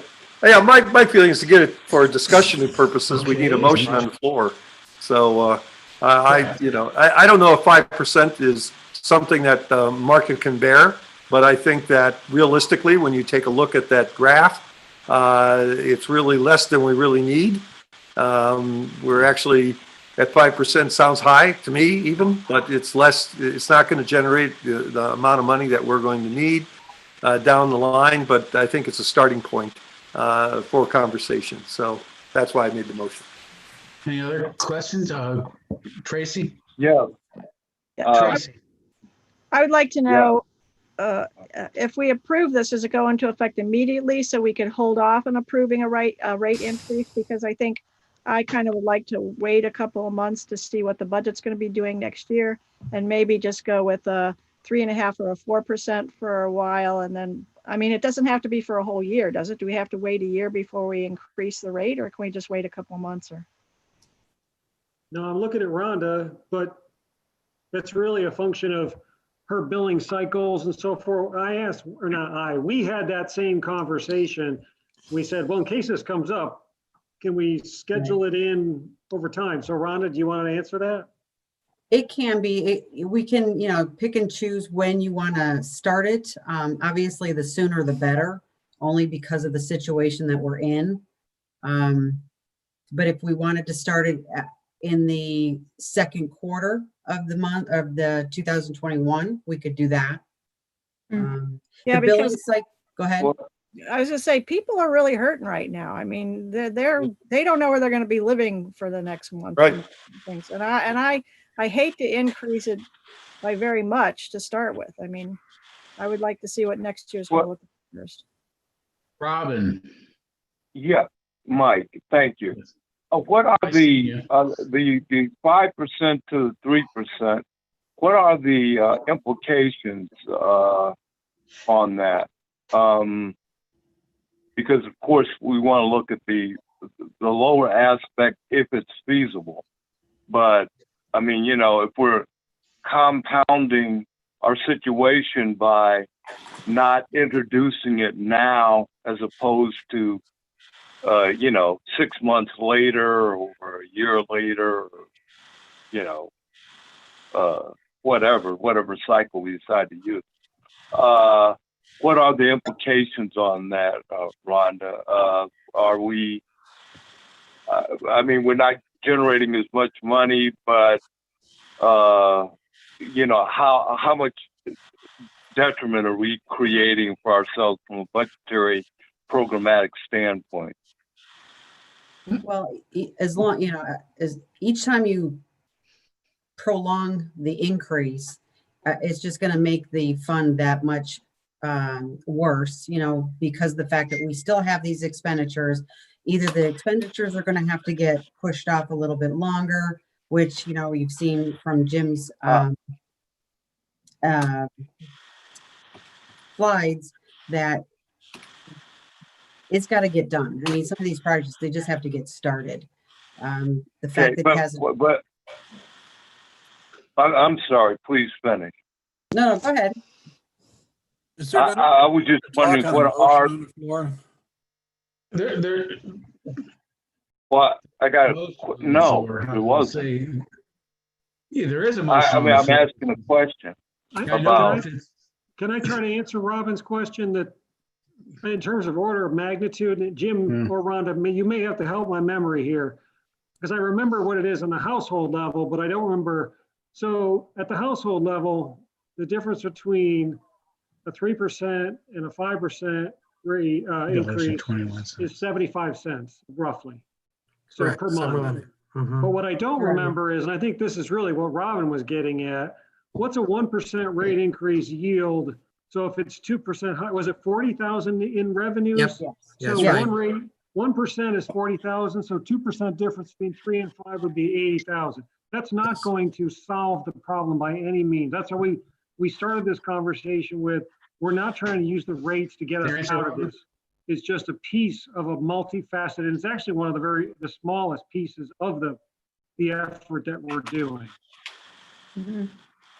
So, Robin, did you get your answer there? More or less, yes. Okay. Heidi.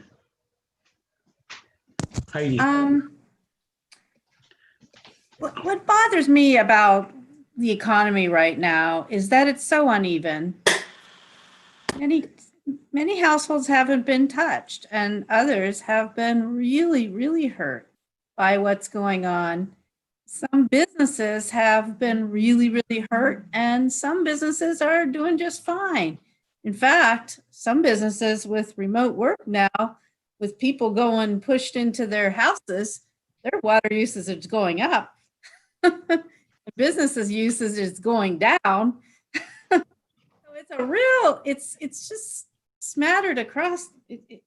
Some people are going to really be hurt by this, and some people are going to be like, that's not that big a deal. And Bridget has said that, people that could apply for some assistance or whatever, there's other places. But usually you have to be close to the poverty limit to do that kind of thing. It's the middle income people that one person has lost their job or their hours are reduced, or the business that's been really hurt. I don't know. Is there some way we could do, let people and businesses that really can demonstrate a COVID impact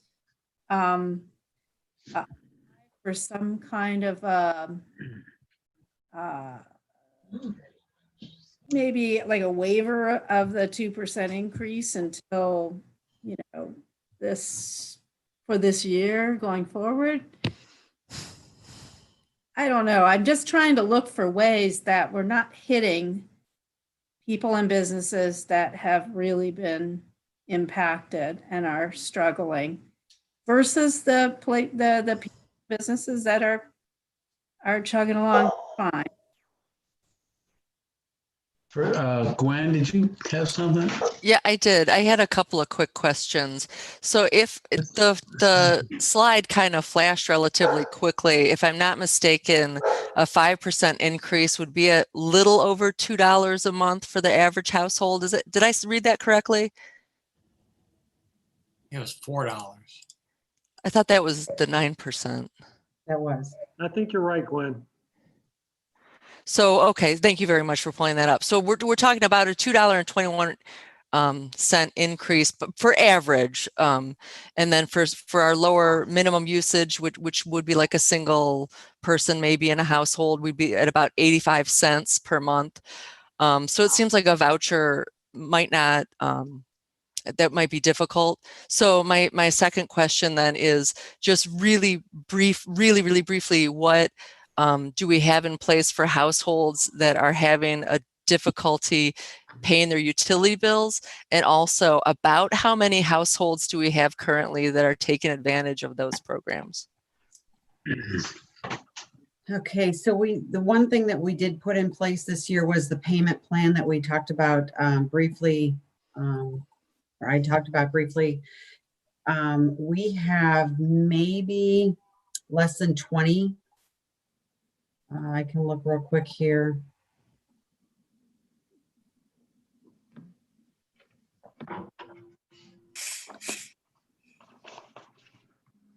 I'm still confused. Are we in a motion or a committee discussion? There's a motion on the floor. 2025 payment plans that we have in place. And most of those are renters. Some of those are the actual homeowners. Okay, thank you very much. You're welcome.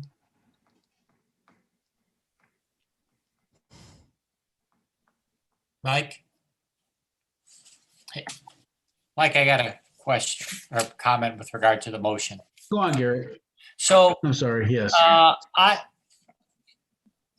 In response, maybe what we should consider, and I'd be willing to make an amendment to the motion to say, why don't we increase it at 3% for the next 6 months and then, or a predetermined time period and then step it up to 5%, much like we were going to do with the original water plan where we had a tiered process. So that may give some people a way to ease into that, as well as us to pull in some additional revenue to meet the shortfall for the short term and not let that gap continue to grow. I mean, or at least reduce the rate of increase of that gap and then increase it to 5% at some other time. Is that a motion? I'd be willing to make that if I will make that a motion. It's an amendment, right? Amending the motion. And let's say Amending the motion. I would move to amend the motion to that we increase the rate by 3% for 6 months and then increase it by 5% thereafter. I would second that. 5%. Is that I would like to make a motion, an amendment to the amendment. Yeah, I would say increase it by 3% for the next 6 months and then take a look at it before we increase it again. Take a look and see how people are doing, their situation. there's no second? I You can't second You, I can't second it. No. No. Nobody's gonna second that that does- motion? I'll second it. All right, thanks, Robin. That's all, okay. because I so- mean, if things get better, that's great. If things get worse, that's not good. So, okay. So Tracy, could you I have a question restate on- your amendment of the amendment motion, please? Please. Yeah, the amendment was to agree with Garrett's increase of 3% for 6 months, but then at the end of that 6 months, take a look at the financial situation to see if we're going to continue to increase it. So there'd be like a pause before we up it to 5%. Not a pause, but a look at it. Like I comment on the motion or the amendment to the amendment. Go on, Garrett, since you have. So, I think that's reasonable. But might it not be better to just say 3%? Because as we look at it, if it stops at the end of 6 months, then you're going again with that period of time where the gap continues to get bigger. So why don't we say 6? What would you be amenable to making that 3% and then we'll increase it by 3% and we'll reevaluate it to whether or not to increase by another or whatever percent at the end of that 6 months. So that the 3% continues on. At least the 3% would be at least permanent. And then if we need to raise it after that, we would have the option. Yeah, that would be fine. Do you want to So I think. restate your amendment? Wouldn't that be your amendment? You just say increase it for 3% with the take a look to see if we're going to increase it after 6 months? I mean, isn't that your amendment? Because you want to increase it to 5% after 6 months. If Is you it- said just make it 3% increase with an evaluation in Yeah. 6 months. But we would have to vote yours down Okay. and then Okay, let's go and vote for the amended amendment, which would be Tracy's. All those in favor? Nobody. All those against? aye. Aye. Aye. Okay. So now you're just going to say 3% Okay, increase. that's the original 3% increase. Well, but we have, No, it has to be authorized to be changed. So do I amend mine or? Authorize the amendment. Now we have to authorize the amendment. But I wanted to modify that to 3% with the ability to evaluate it at the end of 6 months, whether to increase or not. Can we amend that? And then Can he do seconder that? agree to that? Well, No, no, we need another amendment. The other Tracy's- amendment, Yeah, Tracy's was voted down, so now someone else needs to amend. there was already one Garrett's before amendment. that, though. I know. Garrett could It was withdraw his Garrett's. motion and restate it. Oh, we'd have to, it's easier just to, somebody make an amendment to maintain 3% other than Tracy. There you go. I'll make an amendment to maintain 3% And evaluate. Until we change. and evaluate. So, I'm still trying to get a discussion in from the first amendment. yeah. So the amendment that you were looking for is that we vote to raise the rates by 3% and in 6 months evaluate whether we should raise it any further beyond that 3%. Second. Wasn't that my amendment? Yours didn't say to go, yours said stop after 3 months or 6 months. All right. Yes. Okay. Do we have a second? We have a second second, it. Heidi. Thank you. Okay. All those in favor? How about discussion? You got any discussion? Yes, John, go ahead. We have discussion finally? Boy, we're in order Well, to. raise your hand and I would have called on you. I've had my hand up the whole time. Must have it off screen. Yeah. Well, first of all, I've been turning people over to these new care funding. Most of my families are having rough times. And a lot of them were delinquent in their water bills and their sewer bills and their rent and everything else. And I've been pointing them towards that new grant money that came out. The COVID numbers are going nuts in the last week. Nothing is looking good for people. And the last thing that I want to do is slam a rate increase on people that can't pay their bills. I think the timing on this is bad. Now, if somebody comes out and I heard there might be a vaccine at Christmas that's something positive that they're going to put into the world, it might not be so bad the first of the year. But right now, everything that's getting thrown at people is not positive. And I think 3 or 4 months or whatever it is not going to kill us. So I'll oppose anything that's going to raise rates. Heidi, and then Jack. Well, I want to say that this almost seems like housekeeping because we have already agreed to raise the rate 3% every year. That is the base rate. So, we're saying we're going to do the same thing.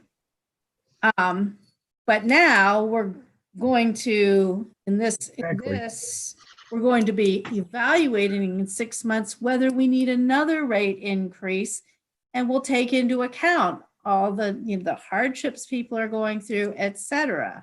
But it just seems like this is what we've agreed to and hammered out in 2011.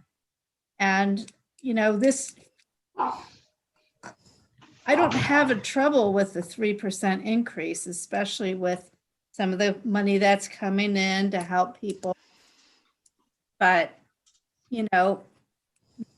it's almost an anticipated thing. I don't even know why we would be voting on it, other than we need to look at that, whether we need to increase it more. That seems to me to be the big question.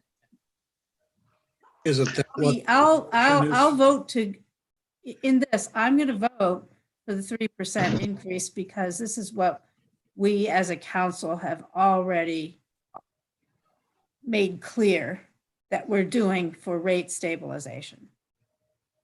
Jack? Isn't this increase over the increase that we've already approved? Mm-mm. Jack? I was going to say the same thing Heidi said. This is something we decided on years ago, and I see what John's saying, but the longer we wait, the more impact it's going to have on people. So we're charging 3% now for 6 months. If we hold off and we find out that we can't increase it anymore, we're going to end up at some time having a big percentage, and the people are going to freak out. Exactly. Well, maybe COVID will be over and they'll be working. I hope so. All right, further from anyone? Roger looks like he's got So something. Roger. Go Roger. ahead. Yeah, I'm not so sure I can speak on that motion since I'd made the original motion. However, I think I can. Yes. I think that I think we saw 6 great things that Jim presented, and I think that there is a 7th, and that is that if we do nothing and we continue on the way we're doing, we're going to have to take a look at our total budget of our city, and we're going to have to take a look at allocating funds into the sewer fund. I mean, it's just that's how you do it in your own household. You set up a budget and you have it at some point. If we do nothing, we're going to have to think about a allocation from some other fund to support the sewer fund on a pretty regular basis. But on the other side of the coin, I agree with John that the timing is not good. But I don't know when there is going to be a good time. It's either we cut out services or reduce services on the other end to support the sewer fund, which won't sit well. It's like pay me now or pay me later, and it's so frustrating, this whole COVID thing. But 3% is a lot better than 5%. I will say that. Further from Mike? anyone? Yes. Yeah, Mike. Go ahead, Robin. Yeah,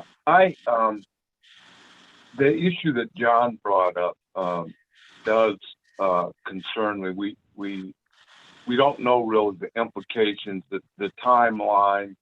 What everybody's saying is right on target. I mean, we got to worry about the sustainability of our program, the implications to our constituents down the road if we choose not to act now. My huge concern too is about the businesses and the implications to them. And I was wondering actually if the CARES program actually helps some of them, which I know it does in a lot of ways. I don't know necessarily. I would leave that open to somebody who is knowledgeable about it, whether or not we get assistance to business owners who are teetering, because understand this is the implications to them is extremely huge. They're just really on a tightrope right now. And I worry about the situation of adding anything additional to them.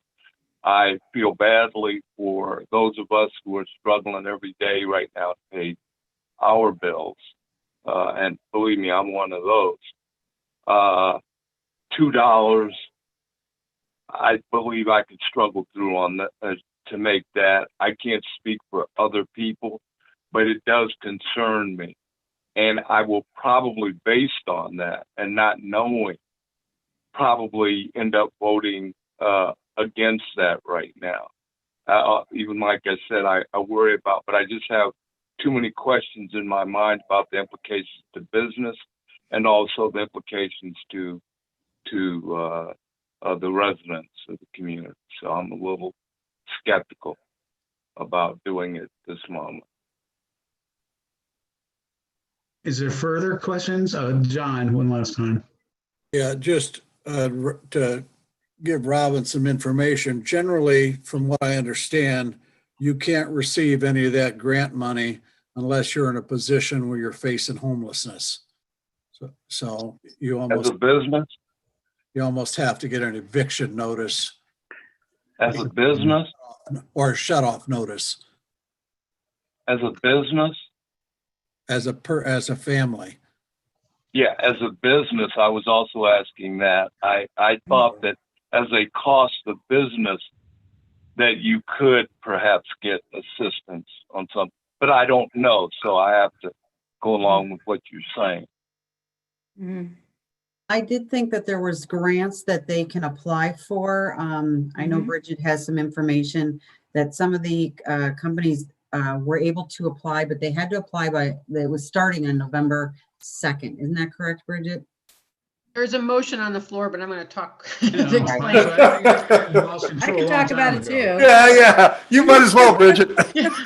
What the heck? I'll hop in.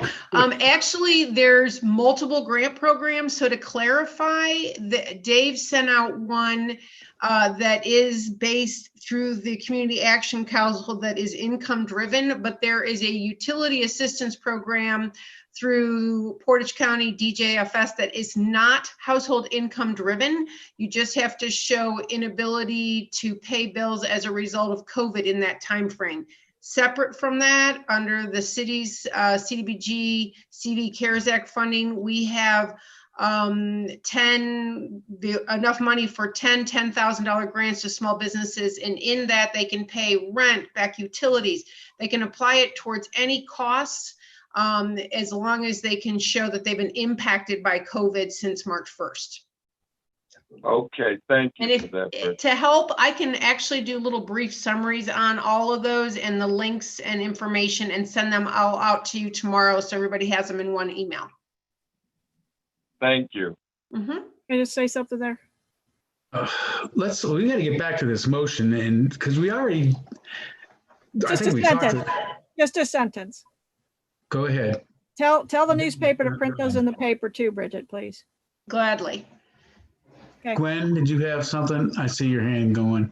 Oh, just really quick, I was just going to ask if Rhonda, that 20 to 25 families that are currently participating in the program, has that dramatically changed, or has that changed from pre-COVID until now? Like, are we seeing more families sign up for that sort of assistance? We didn't have this assistance prior to COVID. So we created it probably within the last 3 months. I think in July, we actually started having people apply for the payment plan.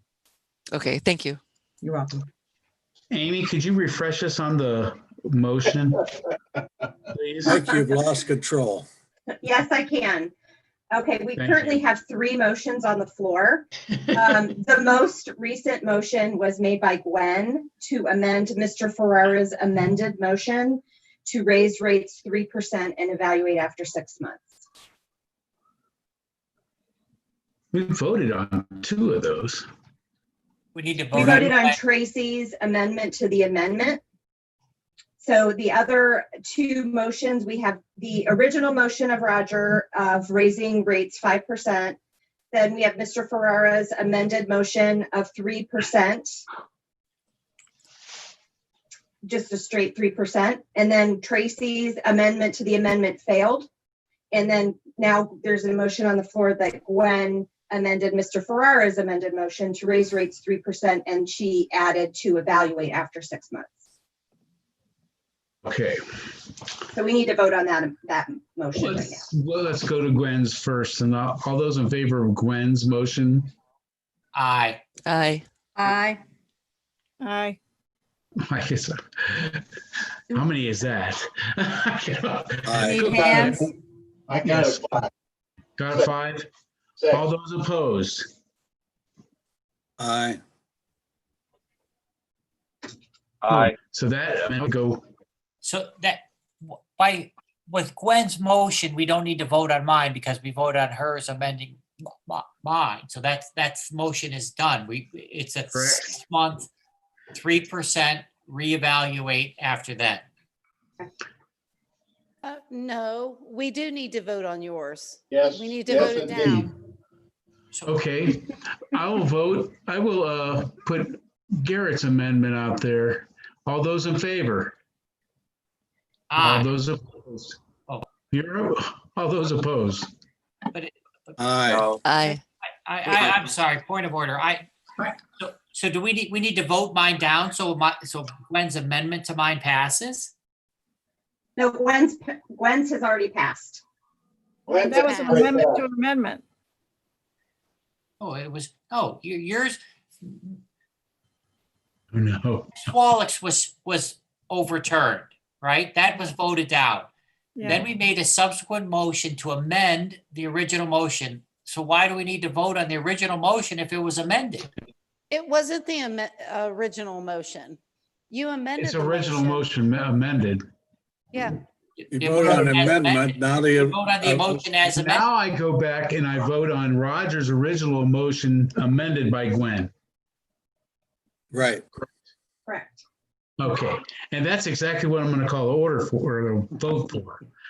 So all of those in favor of the amended motion by Roger, say aye. The original. Aye. The original, yes. Right? Are we voting on Roger's motion for 5% now? No, you amended it to You amended 3%. it, so we're going to Rogers. Yes. You're going to the amended motion. Amended motion, original motion amended by you. So do I want to vote no on that then? So you wanna that vote passes. yes? You wanna- Yes. Yes. All those in favor say aye. Aye. Aye. Opposed? Aye. No. So. You got 3 no's. 3 no's. 4 no's. 4 no's. So that Okay. passes. This is the fourth. That passes. The fourth. There's only 3. 3 what? 3 no's. 3 no's. Who voted no? John, Robin. Tracy, and Robin. Okay. So that passes. Now, is that clear enough for you, Jim? Yes. Okay. Is there anything So further? it's 3%, 6 Yes. months evaluation. Yes.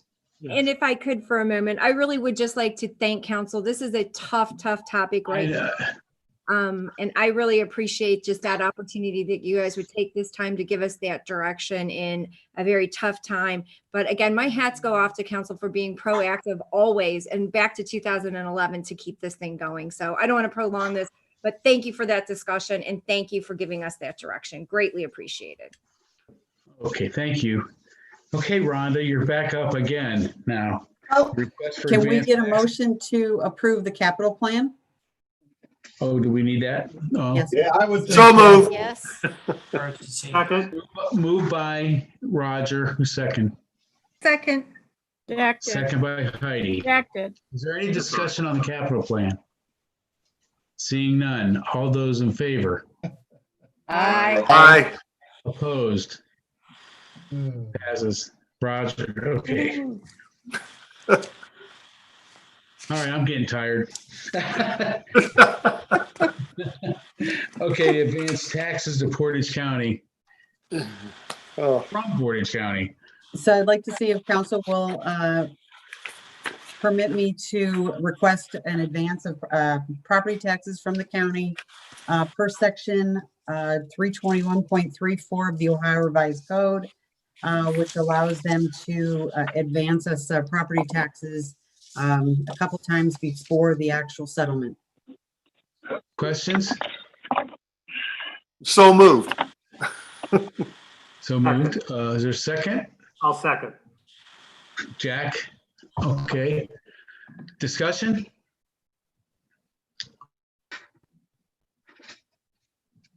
All those in favor? Aye. Okay. Opposed? All right, that passes. Tough being a Boy Scout, isn't it? Oh, Yeah. okay, your budget amendments. Yes, I'd like to Rhonda. request that council approve the budget amendment memo that I submitted to the city manager on October 27th, 2020. So We have- moved. Let's see. Second. Second. Any questions? It was an emergency, wasn't it? It's automatic. Yes. Automatic. Is, any questions? All those in favor? Aye. Aye. Opposed? Passes. Thank you. Thank you, Rhonda. Thank you. Jim, thanks. You're welcome. That's all for the. Rhonda, you didn't know what you were signing up for, did you, Rhonda? Nah, this is no big deal. Either did Faiz. Well, somewhere out there, I lost a little control. Yeah. So I apologize for that. No. No kidding. I'm kind of disappointed in Garrett because he's usually right on them points of order. Yeah. I tried to get it back, I just couldn't. So do we have an executive We session? have an executive session. Jack, will you read the? Yes, Mayor. I'd like to move an executive session of Ohio Revised Code, paragraph 121.22, section G, item 1, to consider the appointment, employment, dismissal, discipline, promotion, demotion, or compensation of a public employee or official, or the investigation of charges or complaints against a public employee, official, licensee, or regulated individual, unless the public employee, official, licensee, or regulated individual requests a public hearing. Need a roll call? Mr. Amrine, Yes. Mr. De Leon, Yes. Mr. Ferrara, Yes. Mr. Kuhar, Yes. Ms. Rosenberg, Yes. Ms. Schaefer Bish, Yes. Mr. Sidoti, Yes. Mr. Turner, Yes. Ms. Wallach. Yes. Okay, finance